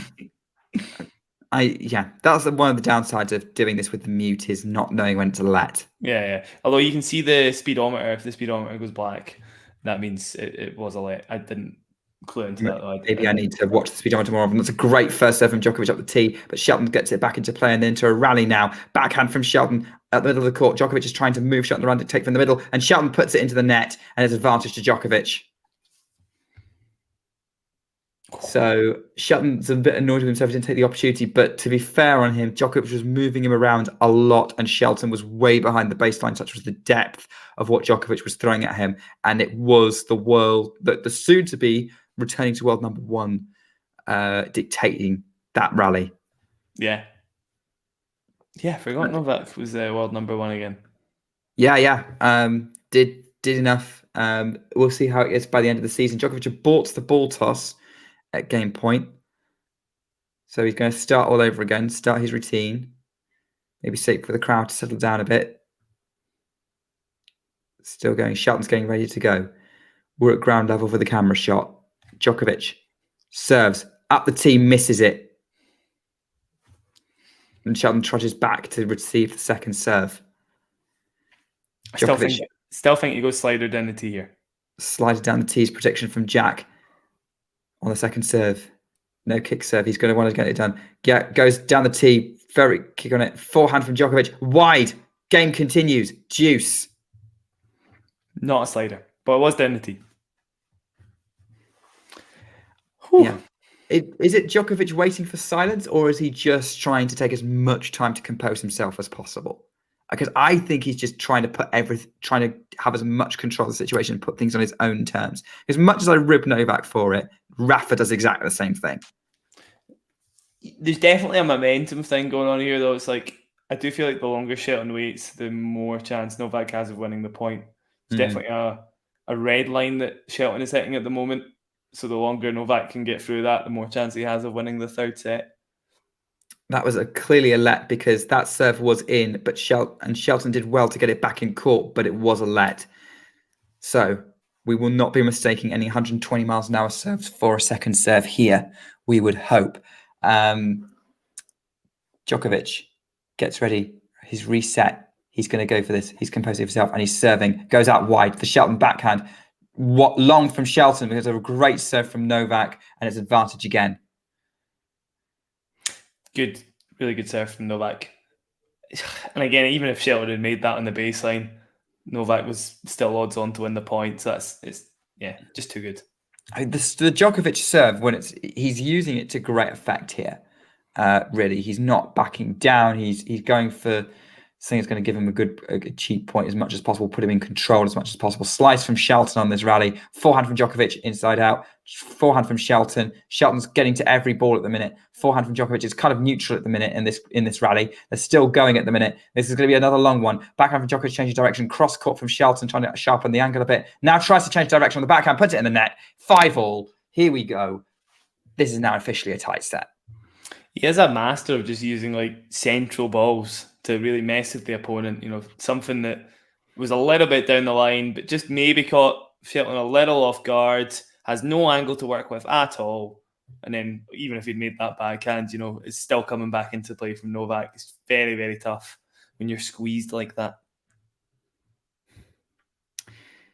Total points won in set 3. Shelton 34, Djokovic 35. That's a sign of it's competitive. This is how we wanted the match to start. But oh well, we're here now. Great stuff from Shelton. Great return from Novak. Shelton's at the net now. Djokovic is going to go for the pass. Shelton just gets it back. Sure, Djokovic is going to get this lob. But Shelton, he goes for the spectacular over-the-head lob and misses it. Love 15. He went for... I don't think I've seen many players pull that one off. That would have been... I don't think I've seen anyone pull that off. Rafa-esque is what that would have been. I've seen Rafa pull that off. That's literally it, I think. And Rafa can do it because of the amount of spin he puts on it. Just not even. Also, probably not as tall as Shelton either, so I think that's where his height would be a disadvantage. Unreturned serve from Djokovic, it's 15-all. Okay, I would like to see the tiebreak because I don't tire of seeing Novak tiebreaks. We don't tire of seeing Djokovic show what it is to play brilliant tennis. Just FYI, by the way, Novak's not been in a tiebreak this tournament. Really? Yeah. I hadn't noticed that, but there you go. It hasn't been in a single tiebreak this tournament. I was going to say he'd been more efficient, but then the Gera match, so maybe not. Yeah, fair. Inside out What's forehand's gone long, I think. Yeah, 15-30. it's the streak from Novak that's, of course, well, actually, no, sorry, he lost his last tiebreak to Alcaraz, of course. Oh, no, I'm not looking at him. I'm only looking at Grand Slam results, Nick. Sorry. He's That's why, definitely played tiebreaks since then. Yeah, I think he's played a couple of tiebreaks with Alcaraz, one, lost one in Cincinnati.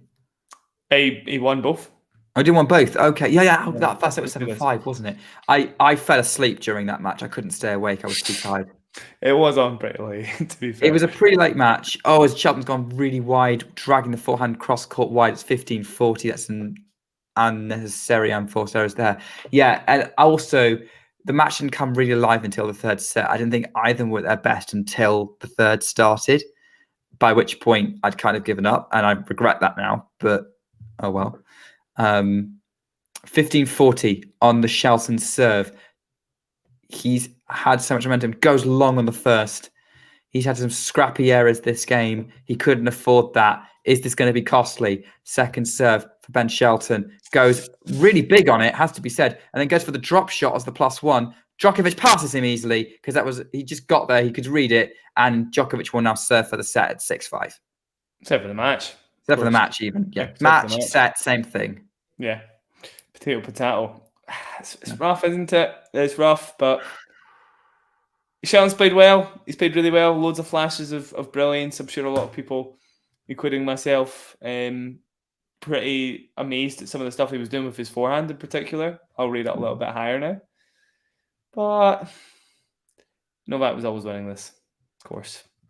At this stage in Shelton's career, no way Novak was losing this. So it's went sort of how I expected it to. One set where actually I thought Shelton would lose in 4 sets. So I suppose it's a shame he didn't convert those opportunities in that third there. But I still say he's put up a really good performance, Nick, definitely. When I was saying earlier, like, oh yeah, he's gone from not breaking to potentially breaking Djokovic in consecutive service games, I was saying that knowing full well how unlikely that is against Novak Djokovic. So yeah, but it looks like we might be heading for, it looks like we're definitely heading for an all former champion final at the US Open, considering after last year we had 2 people in it where it was going to be their first title, whoever won it. It's either the 3-time champion against the 21 champion or the 22 champion. Or the Even if he gets to this game. 2019 champion, of course. Well, the 2019 champion was Rafa. Oh yeah, sorry.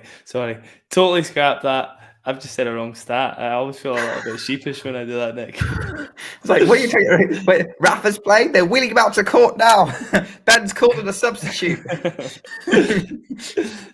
The 2018 champion, I should say, of course. Yeah, there we go.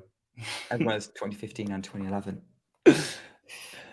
Actually, it's not on track for every 3 years, but because he would have won the US Open in 21 if he won it every 3 years. But anyway, Djokovic serves out wide. The Shelton gets it. Oh, that's a monster return from Shelton. That is brilliant. And Djokovic can't do anything with it. It's love 15.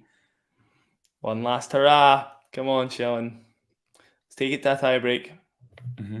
How tight is Djokovic going to be here? I mean, he's Novak Djokovic. He's done this hundreds of times, literally. Yeah, he won't be feeling much. Big serve down the tee?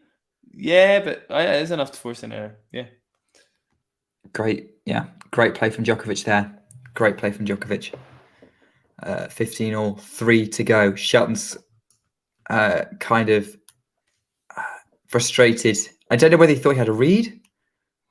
Maybe. I think he was on it actually. Yeah, it did look like he had time to get it back in play. But again, you get it back in play. He wasn't ever going to put Novak under too much pressure from that position. So it's just so tough. Even if you make the returns against Novak, to actually squeeze him, you won't really feel any danger, even if the serve gets returned.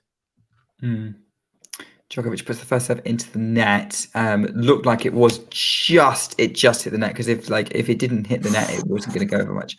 Okay. Double fault. That's what Jack was exhaling at. Double fault. 15:30. Here we go. Okay. First double fault of the set from Novak Djokovic. 2 hours 24 on the clock. It's 2 hours since Djokovic won the first set. Pretty much. Maybe slightly more than that. Less than that. But yeah, 15:30. It's been more of a... This set's been a real battle. Every service game for Djokovic has been more of a battle in this third set as Djokovic goes out wide and misses it. Djokovic has missed the first serve. We're going for a second here. We are going for a second. I'm going to be looking at the screen and not at Jack. Here we go. Djokovic bounces the ball, gets ready, serves, goes up the middle more. Shelton runs around for the forehand. Forehand Djokovic. Shelton goes to the forehand. Djokovic is running around to his own forehand now. He's trying to avoid the backhand. Still running around for his own forehand. Forehand from Shelton. Djokovic now goes to the backhand up the line. Shelton gets his own backhand really on the angle. Did Djokovic miss that? Mm-hmm. He missed it on the forehand. It's 15:40. 2 points for a tiebreak, my friend.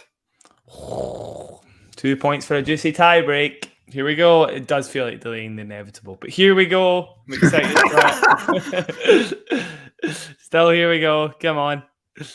It would be some comeback. It would be some comeback.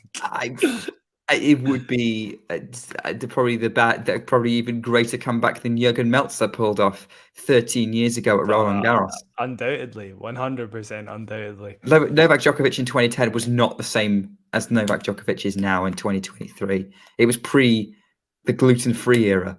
But here we go. Goes out wide on the first serve. Shelton gets it into play. Djokovic goes back behind Shelton with the backhand. Shelton tries the passing shot, but it's way too high and loopy and no spin on it whatsoever. 30-40. Good play. Good play from Novak there. Not much Shelton could have done. Yeah. I think Shelton's frustrated with himself a bit there, but yeah, I agree with you. There wasn't an awful lot of options. He played that well. I'm not entirely sure how much that him wiping his face with his sleeveless shirt is going to help so much because the whole thing's soaked in sweat. He's probably just making it worse. Here we go. Djokovic still. Now he's into a service motion, goes up the tee. Shelton scrambles it back in. Again, really short. Djokovic can finish off with a +1 forehand mid-court. Deuce. Great save of break points there from Djokovic. Is there anybody on the tour at the moment better on a short ball than Novak Djokovic? Probably not, actually. Absolutely. I can think of a few that Alcaraz fluffs a fair bit. Short ball. Who else is pretty efficient with them? Yeah, I can't think of many. Anyone. It's Alcaraz or Djokovic, but I think I'd give the edge to Djokovic. Oh, I would definitely. There is no question Djokovic has the edge over Alcaraz on the short ball. Because Alcaraz has a tendency to overhit sometimes. First serve just gets in from Shelton. I don't know how he got that back. Forehand, though, he got a little bit overconfident, puts it in the high part of the net, and it's advantage Djokovic in his first match point. Match point. Novak for a 10th US Open final. 10th. Is it going to be 30% win rate or 40% win rate? Let's see if he gets this match point first, and then we'll talk about that. But, yeah, his boxer applauding him. I assume as a coach or someone's pointing to his headset, telling him to be mentally strong. Like you need to tell Novak Djokovic that. Gets ready to serve. Djokovic still trying to settle everything down. Gets ready. Goes up the tee with the serve. Shelton gets the backhand into play. Backhand from Shelton up the line to the Djokovic backhand. Forehand from Shelton looped up. It lands in. Djokovic goes on the attack with his own backhand. Shelton, they're going cross court at the minute. Now Djokovic changes direction, moving each other around a bit. Backhand Shelton to the Djokovic forehand just over the net. Backhand from Shelton. They're still going to the Djokovic forehand corner. Djokovic then changes direction. Then that's in. No, he's wide. It's wide. He's missed it.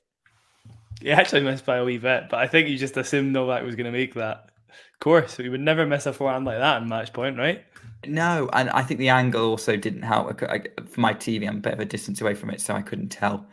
So up there, I don't have the court. So I was like, has he made that? Because like that, he's been making shots like that most of the match, but not this one. He was going for the highlight reel match point. But also, Ben was hanging with him in that rally pretty well, actually. He was, yeah. Loads of chances for Ben Shelton to capitulate, and he stayed in the whole time. I mean, this third set, I mean, like, I've been watching a different player to the first two sets in Shelton. It's definitely like that. We knew there would be ups and downs, but this has been a bit more roller coastery in terms of level than I thought it would be. Although, actually, in fairness, Shelton's first set and even some of the second was pretty tight. It was just a few points here and there, to be fair. But that is what Novak does. I can talk through this juice, Nick. Yeah, here we go. Juice point. Is it first serve for Novak? Yeah, I think it is. Missed it. So I'm just watching a few bounces of the ball. We're getting ready for a second serve. It's happening anytime now. Here it comes. Second serve to the Shelton backhand. Novak starts the rally for forehand. Back to the backhand. Shelton already on defense, drops one short, and Novak nets it. Okay. Curse of the commentator. There we go. Novak short ball jinx from John. Djokovic kind of wryly smiling there because he knows he was in a good position there. And Shelton has another chance to put this into a tiebreak. Break points won in set three. Shelton 1 from 4. Djokovic 2 from 3. This has definitely been a competitive set. It's been a lot of fun to watch. Here we go.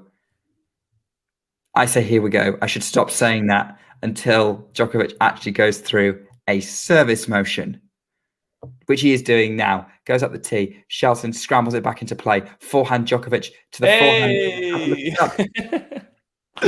It's a Djoko smash. It's a Djoko smash. Everybody down your pints. Take a shot.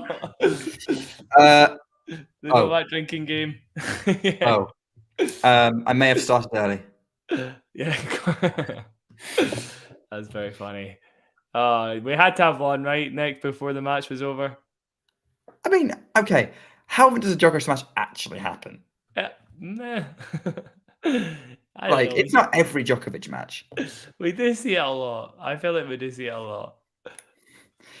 Yeah, the one part of Djokovic's game that we can all agree is not his best and has not improved. The Djoko smash. Right, we got our tiebreak. Here we go. Does Novak step up his level? Let's count the unforced errors, Nick. Yeah, that's the first. No, missed first serve, right? Yeah, missed first serve. Okay, point number 1. Second serve on the Shelton serve. Goes, there's a double fault, right? No, Djokovic gets it back into play. Shelton's at the net. I'm sure he's just lost that point. He has, yeah. Just a little bit too much heat on the Novak return there. Just enough to force an error from Shelton at the net. I say force an error.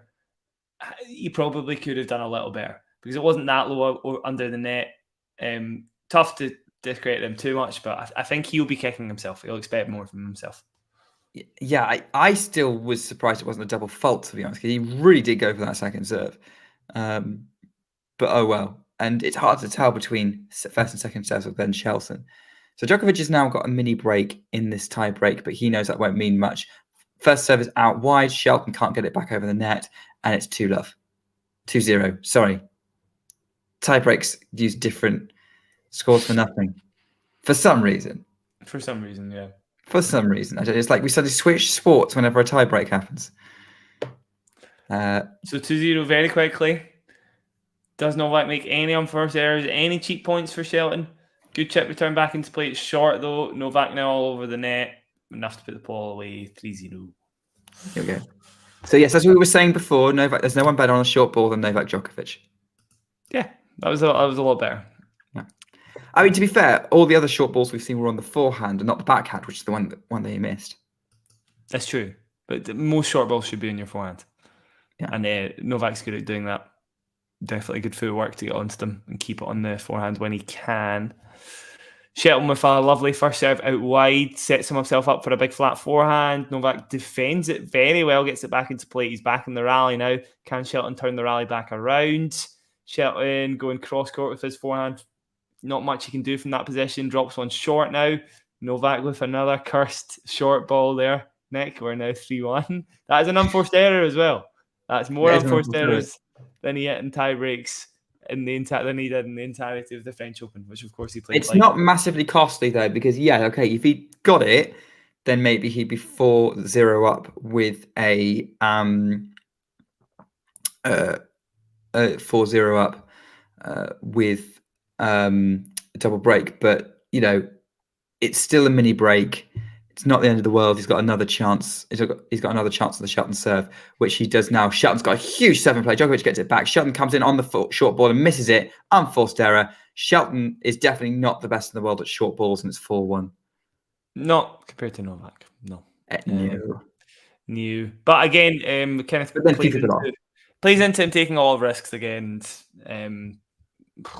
He's what he's got to do in this tiebreak to, he's coming forward off a ball that not everybody would come forward on. That's what you got to do as Shelton. But yeah, mate, a little cheap, maybe. But tennis elbow, Jack. Yes, still suffering from it. Unfortunately, it's been 3 months of tennis elbow. Ooh. It's not great. It's not stopping you from playing, though. It kind of does actually. So I've been coaching with my left. Coaching, yeah. Left-handed coaching, Nick. Oh. Which is getting better. I'm getting better with my left hand. So I honestly don't know how tennis players don't get more injuries. I've started doing conditioning and stuff, strengthening the shoulder, and one step at a time. Hopefully, it'll be on the mend soon. Yeah, I had a tennis elbow, mild tennis elbow about every time I played, but it would always go away within an hour of stopping, and then I had to. But then once I actually had to realize it was because I was changing my grip. Okay. I needed to re-grip the racket, and then I realized that actually I was holding the racket in the wrong place, and I was over-hitting the ball a lot. Like I was going for power every time, so of course I'm going to put shock up my elbow. Yeah, fair. So those things, it's not so much of a problem at the minute. Anyway, back to the tiebreak. Good return from Shelton is all I was going to say, and he's in the rally. Big cross-court forehand from Shelton. Not doing too much to attack here. That's a great forehand, though. He's changed the rally dynamic, and he's forced an error from Novak. Lovely stuff. 5-2. Good composure there. We've got one mini break back. Shelton will take that. He's taking that. He absolutely is. Still a chance. Still a slight, maybe, possibly chance. Yeah. Hey, look, stranger things have happened, right? Sure, Djokovic has lost a tiebreak from an advantage before. Before he became indestructible. But I would argue not many stranger things have happened. I do think this isn't the time for Shelton to win his first semi-final, right? I think he's very young. He's actually done a really good job of really raising his level at times to overcome Novak, who obviously has won 23 of his last 24 Grand Slam semi-finals. So the odds were fairly stacked against him. And I think it's actually quite promising for the future. As I say, more promising than I thought it would be. He's done better than the longer rallies than I thought he would. His forehand's been really nice. His forehand's been genuinely really nice. Loads of variety. If he can keep that up, he'll be a real threat against some pretty good players. Jack's the entirety of this rally, which Djokovic just missed with the backhand cross-court wide, and it's 3-5. I was just seeing all these things happening in front of me. Actually, I went into autopilot. I was thinking, oh yeah, no, I can see. Oh yeah, no, he's actually describing it pretty much. That's pretty good. Yeah, there's a lot of loopy ones from him, flatter ones. And he's doing a good job of doing them all at the right times. So good stuff. Bring it on. All right, yeah, 9 shots or more rallies, by the way, has just shot up cover on the screen. Shelton 13, Djokovic 10. Yeah, as if to counter my point from earlier, I thought Novak would win pretty much all of them. But I guess maybe the 5-8 rally length, I don't know. I'd like to see that as well. Yeah, that would be true. I think I would agree with that. And also, I'm wondering whether a big chunk of the points that Shelton's won have come from this set rather than the other two. Maybe Djokovic. Yeah, exactly. Yeah, and I actually, it's almost quite counterintuitive, Nick, that when Shelton's been playing his sort of redlining amazing best, he's hanging in the rallies for way, way longer before he's pulling the trigger. Yeah, but it's almost like he's playing better. And that's another point for Shelton, 5-4. He's keeping it to 1 mini break. Djokovic has 2 serves to get the job done. 2 serves to get the job done. Good for Shelton to win 3 points on the bounce, but does Novak fluff one of these opportunities? Who knows? Didn't he fluff an opportunity to get to her catch in one of those tie breaks? No, her catch fluffed it. Both of them. He Yeah, did. I'm misremembering. Probably on the forehand. Maybe. My memory is not good. You need Shrihari for that. The encyclopedic knowledge of Novak. Djokovic fan. Yeah.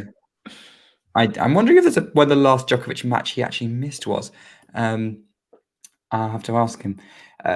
Djokovic serves, goes up the tee. Shelton gets it short ball. Djokovic has got the forehand in, then has to finish off and get the net. The net. Shelton runs that down. Djokovic gets it back towards Shelton, who tries to do a really scrambled back behind shot and misses it. And now we have match points again, 6-4. Novak with the finger wag there. Not today. It's not happening today, Ben. That was good. But not good enough. 6-4, 2 match points. Here we go. Here we go. Novak Djokovic is drying himself off with the towel. There's probably a lot of crowd noise in this stadium. Novak Djokovic is serving in this tiebreak for a 10th US Open final. I love what Vance. I'll talk about this after the match. Yeah, let's see what happens first. Okay, we're seeing. I don't know what Vance is saying or what he's doing. If he's doing his job, who knows? Djokovic serves, goes up the tee, backhand in play from Shelton. We're into an extended rally again. Forehand from Djokovic, backhand from Shelton, kind of scrambled. Djokovic is dictating from the middle of the court. Shelton's getting everything back there as best he can. Slight big attack on the backhand from Shelton. Djokovic has to go across the court because he was under a bit more pressure there. Shelton puts it in the net. It's all over. And Novak Djokovic. You see Djokovic's celebration. He's emphatic, and that was awesome. That's a little spicy. That's a little spicy from Novak there. I don't know how to feel about that. Oh, I like it. He's doing that now. I think he's motivated. For those who didn't see it, by the way, Novak did the Ben Shelton celebration that he did in this previous match. Yeah. Who did that recently? Did somebody do that to TFO? The other, maybe. I don't know what it means. He said something like slamming down the receiver. I don't know. It's like, I don't know. I don't know either. But I liked it. I liked that. It's quite fiery. I'm not sure I do like it. I think the jury's out there. It's a little. Ben doesn't deserve that, does he? Sorry, what? He doesn't. Ben doesn't deserve that. He doesn't deserve. It might be a behind-the-scenes thing we don't know about. I don't know. Look, I don't mind a little bit of attitude in tennis. Yeah. Like not too much. Where's the point where you're there's words I probably don't want to use on the stream, because I know my mum will be watching. But there's a point where you don't want to be obnoxious. I will wind to undersell it, but I think a little bit of attitude doesn't hurt sometimes. I actually don't know how to feel about it. It's pretty spicy. I really do think I don't know. I feel like that's just like fiery out of nowhere. What's Ben Shelton done to deserve having his celebration like mimicked in front of him? Mate, I think Djokovic has been very much trying to remind people that he's the guy, because for so long now we've been looking at other people like Shelton and Alcaraz and Rune as like, is this the guy? And Djokovic is like, I'm still here, man. I'm listening to what Novak's saying now. Okay. He's congratulating the crowd. Did say he really liked the energy. Congratulating Ben as well. He said these are the matches that he wakes up to play every day. He really liked it. Basically, Grand Slams are the one that count the most in our sport. Obviously, the ones that motivate him. We're in all this. Come on, Novak. Does anyone ever say anything insightful in an encore interview? I don't think I ever pay attention to them. Yeah, Daniel Medvedev. Very rarely. They show a little personality sometimes, but never actually anything insightful about the actual match. Medvedev encore in New York is sometimes box office. Yeah, but that's entertaining rather than insightful. I know where you're coming from, Nick. I know where you come from. Which is, I like that. That's what I'm here for. I mean, I enjoyed Coco Gauff's slow eye roll comment right at the beginning of the tournament. That was a great moment.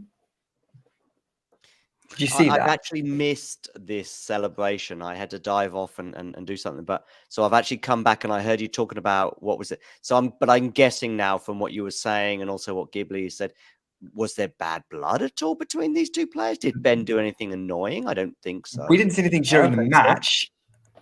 Maybe stuff happening out behind the scenes. Something's But got. he did a telephone call, did he? Djokovic did at the end. Yeah, that. Yeah. Okay. He hung up the phone. Mm-hmm.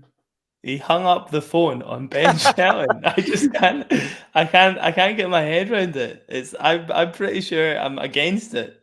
I don't. You wouldn't hang up the phone on Ben Shelton? No, I wouldn't. I don't think I would.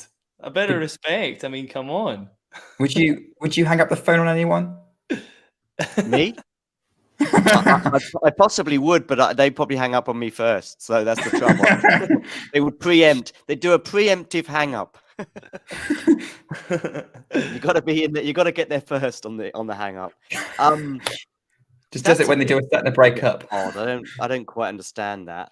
I would imagine it was spontaneous or impulsive and not. I hope it wasn't premeditated. But that's unusual. I'd be interesting to know if. But I don't think Ben did anything to annoy him tonight, other than not during the match. No, make the third set competitive is the only thing he did wrong. Yeah, the only thing I could think of is Djokovic just going, "I'm the guy," and just reminding people that he's still the guy, even at 36. He probably will get asked about it, but it'll be in the press conference, not on. I think the press conference is going to be interesting. Yeah, it'll be interesting to see what he says. I do think it is probably what we were just touching on there. If he does get asked about it, he will say it's probably nothing on Shelton, although I would say it is quite disrespectful. I think he'll probably say, yes, it is just a sort of nod to I'm the guy, I'm beating the new generation as always. That's why I did it. I mean, Sean is making an interesting point about his friendship with Tiafoe. Do you think Ben's celebration against Francis was that disrespectful to Francis? I don't think so. I don't think so. I mean, I don't understand. He referenced why he did it afterwards. I think there was something about it was in reference to somebody who he looks up to or something. But yeah, oh well, it's good to see they clearly watch each other. He knew of Shelton's celebration. Well, yeah, that's something. Twitter is going mental. It's literally, it's literally nobody is not talking about it right now. There's a lot of celebration. Yeah, there's a lot of people with stuff to say. I'm sure Scott will have something very pro Novak. Scott's tweet made me laugh a lot. Okay, I'll have a look at it in a second. There is an expletive on it though, so I don't know if you could put it on the screen, John. Is there which is it begin with F? Does it? Yes, it does. Yeah. Okay, I'll think about it. It is funny. How many sliders he's had? It is funny. I've liked and retweeted it. Jesus, that's got to be the most dramatic moment of the tournament, right? Djokovic hanging up the phone on Ben Shelton. Yeah, absolutely, surely. I tell you what, now I'm up for these two playing each other again. Yeah. There's a lot of people positing on Twitter that maybe Novak was just there's maybe a little bit of arrogance, supposed arrogance about what Shelton is doing, I guess, in his celebrations and his on-court attitude. I would say no. I don't think that's the case myself. Did Ben do the phone thing with him when he broke him? I don't recall. I remember there was something. No. There was this, but there wasn't the phone thing. I don't remember seeing the phone thing. And by the way, if we got annoyed every time Novak did that, I think we'd spend our entire life annoyed. So maybe Shelton did do the phone thing, but I remember him doing that. He did that. Yeah. Come on, let's go. We're in this now. Let's make this a match. But he certainly, one thing's for sure, I'm absolutely certain, because I would have picked up on that. If Ben does this when he breaks, well, that's a pretty dumb thing to do, and I would have realized it. I mean, I was watching that match pretty attentively. He didn't do the phone thing when he broke. No, I think you're right. No one would do that against Novak Djokovic. You're down 2-0 and you're a breakdown, and well, whoopee, you break back. I think I have a couple of people who think about it. Yeah. One of them might be called Kyrgios. Yeah.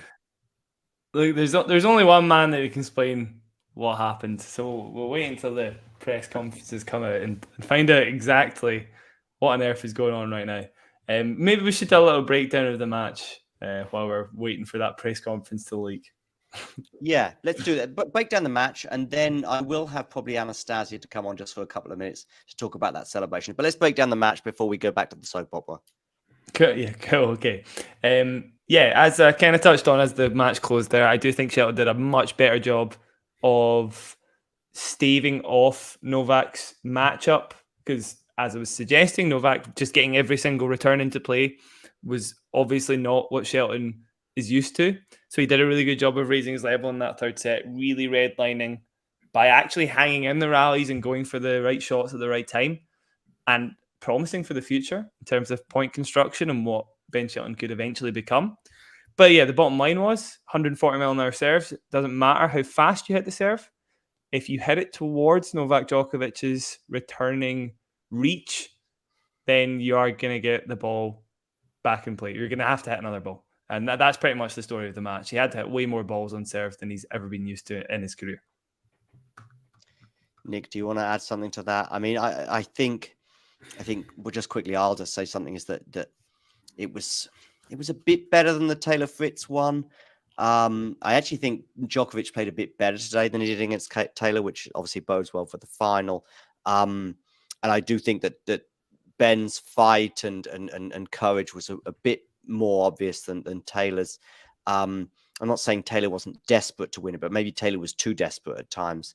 But still, you've got to. Novak is going to give you a sniff. If you're not Rafa Nadal or Roger Federer or definitely Carlos Alcaraz, if you're not one of those guys, the rest of the tour, he's going to give you a couple of opportunities, and you've got to take them. And Ben, unfortunately, pretty much today wasn't able to. Yeah, I think there was. I think the reality is I was watching that match, and though it was better than the Fritz ones, particularly in the third set, it did have a very similar vibe to it, and the vibe was Novak Djokovic just has too much. He could live with anything pretty much anyone throws at him, unless their name is Carlos Alcaraz. For me, there wasn't a lot that Shelton could do unless he sustained his redlining. So yeah, these last couple of matches that I've watched for me have been about Novak Djokovic being best in the world. Anastasia, you've got a really good connection, a bit like a telephone in a way that sort of you need a good connection, right? Tell us what you made of the end of that match. I can't believe he did that. Okay. Is that the general feeling around you as well? Yeah. I mean, that was so cold. That was so cold. I had to call my friend because, I could see him, but I'm not so close. So I called my friend who's watching from home, and I was like, did he just do the dial celebration and hang up? Oh my. Anastasia, was there any needle? Did you feel any needle? But was there any negativity between the two players during the match? Was he annoyed, for example? Not till the end. Literally not till that celebration. I think everything was going normal. He didn't seem... He had some moments with the crowd, the usual cheering for Ben, and then he just switched on, he kind of turns on a switch, and it's like, okay, I'm going to show you. So there was like a few of that. I was actually surprised by how little aggro was going on. Like, it was very normal, tons of people cheering for Ben, a few Novak here and there, and it literally did not turn until that celebration. It's like he knew what he was doing. That's the coldest thing I've ever seen. Like, that was... he's 20, he's just a kid. Yeah, right. Ben's 19. Jack is certainly of the same opinion, right? It didn't really make any sense, Jack. No, I don't think it did at all. He's like 20 years old and he's played his first Grand Slam semi-final. I would assume it wasn't directed at Ben. How is it not though? There's no way it's not. There's no way. There's a million other celebrations, like 1.5 million other celebrations that he could do. That was cold. That was pretty cold. Somebody yeah. better have the balls to ask him about that in the press. Oh, they better. Yeah, They please. better ask him that in press because. Okay. I'm checking the kind of popcorn group chat. Obviously, a wide variety of fandoms represented there. Those who are not Novak fans did not like it and are calling him various names. Some people are pro Novak. So Matt, who's Serbian, is one. And Matt actually made the point that he reckons that if anyone's going to get information about what the celebration was about, it's probably going to be the Serbian journalists because they're a little bit closer. So maybe Yeah, but get then some we're handy also going to get translations a out. narrative there that's going to, I mean, that's not going to, no, I want just some dude, don't care what nationality they are, to say to Novak, what the hell was that celebration all about? Where did that come from? It's going to be the first thing someone asks, right? Let's not go with narrative building amongst a Serbian clique that will just frame it in the way that they all want. No, I don't want that. I want some just dude, don't care what national. They can be Serbian or otherwise. Just say, hey, what was that celebration all about? Tell us. And maybe Novak's got a great answer for it, but I want to hear him say it, not built behind the scenes, and then we get a lovely article in a couple of weeks from now in some Serbian newspaper. Go on, Anastasia. Exactly. Srihari's put a tweet out now. Obviously, Srihari, and we all love him, but we know his biases. Who did show some irritation and maybe suspected that Novak said the same thing, that he felt Shelton was maybe celebrating a little too hard whenever Djokovic was hitting unforced errors. But no, that was I feel like that was mostly from the crowd. Like towards the end there, it was very much they would share his every ball in the net, which was like, come on, like that's, no, we don't need to do that. So yeah, I just didn't see anything from Ben himself, though. Right. Maybe it was the crowd then. Maybe it was to tell him to shut the crowd. Maybe it was a shut up crowd. Maybe. Yeah, maybe. It wasn't to Ben, it was to the crowd. And listen, Jack, you play a bit of tennis, albeit not with your best hand right now. But when you win big points, if you hit a winner or the other player makes an unforced error, probably with the exception of a double fault, you can celebrate. You're pleased. Mm-hmm. You're relieved. Maybe your opponent's amazing. If I'm playing Novak Djokovic and I win a point because he's hit an unforced error, I'm doing cartwheels. Yeah. I would definitely be like that. Anything to get you through that match. I mean, the fact is, he's the hardest player to beat in a Grand Slam of all time. So if you have to celebrate on every point, then you do that to keep your adrenaline up. I really don't know why Novak would find that an issue, to be honest. It's not that bad. Really isn't. No, he's had far more. I mean, also like from what Anastasia was saying there as well in terms of the crowd, probably because he was down 2 sets and a break. There wasn't a huge amount to cheer from the American perspective. But, I mean, there's been far more hostile crowds in tennis for sure, Anastasia, right? Oh, definitely. This was nothing. And that was what was so surprising to me, that it was actually very subdued. It was very, I think everyone came in at first gun-ho, and then the energy dipped. The moment it was, you could almost tell the story. You're like, okay, I guess Ben's going to lose this in straight sets. And the energy dipped, and then in the third set, energy came up, but nothing compared. I watched a lot of other tennis matches that the crowd was more hostile, or the energy between the two players was more hostile. So it was nothing. And then all of a sudden, that last celebration was, that was, because then, during his on-court interview, I don't know if it came across on television, you could hear some boos in like the upper sections and things of people just not, that probably didn't come across on TV because it's so high up, but where I was, you could definitely tell the mood was not as nice anymore. And you were like, okay, well, here we are. Well, has Djokovic just set himself up to be massively rooted against whoever he plays in the final? Well, I think especially if it's Carlos. Carlos has a fan base, I think, despite the Spanish, Latin American history not always being great. Let's at least say that. Tennis players, they do make an exception for, and the Latinos in New York in the past have often shown a lot of love. Really heavy for him, Yeah, exactly.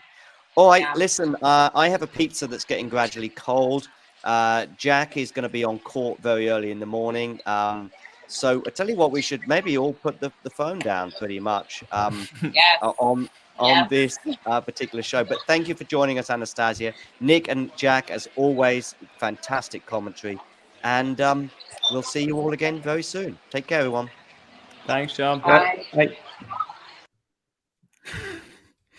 If you enjoyed this video, make sure you hit that like button. Don't forget to subscribe and click that notification bell so you don't miss out on all things tennis.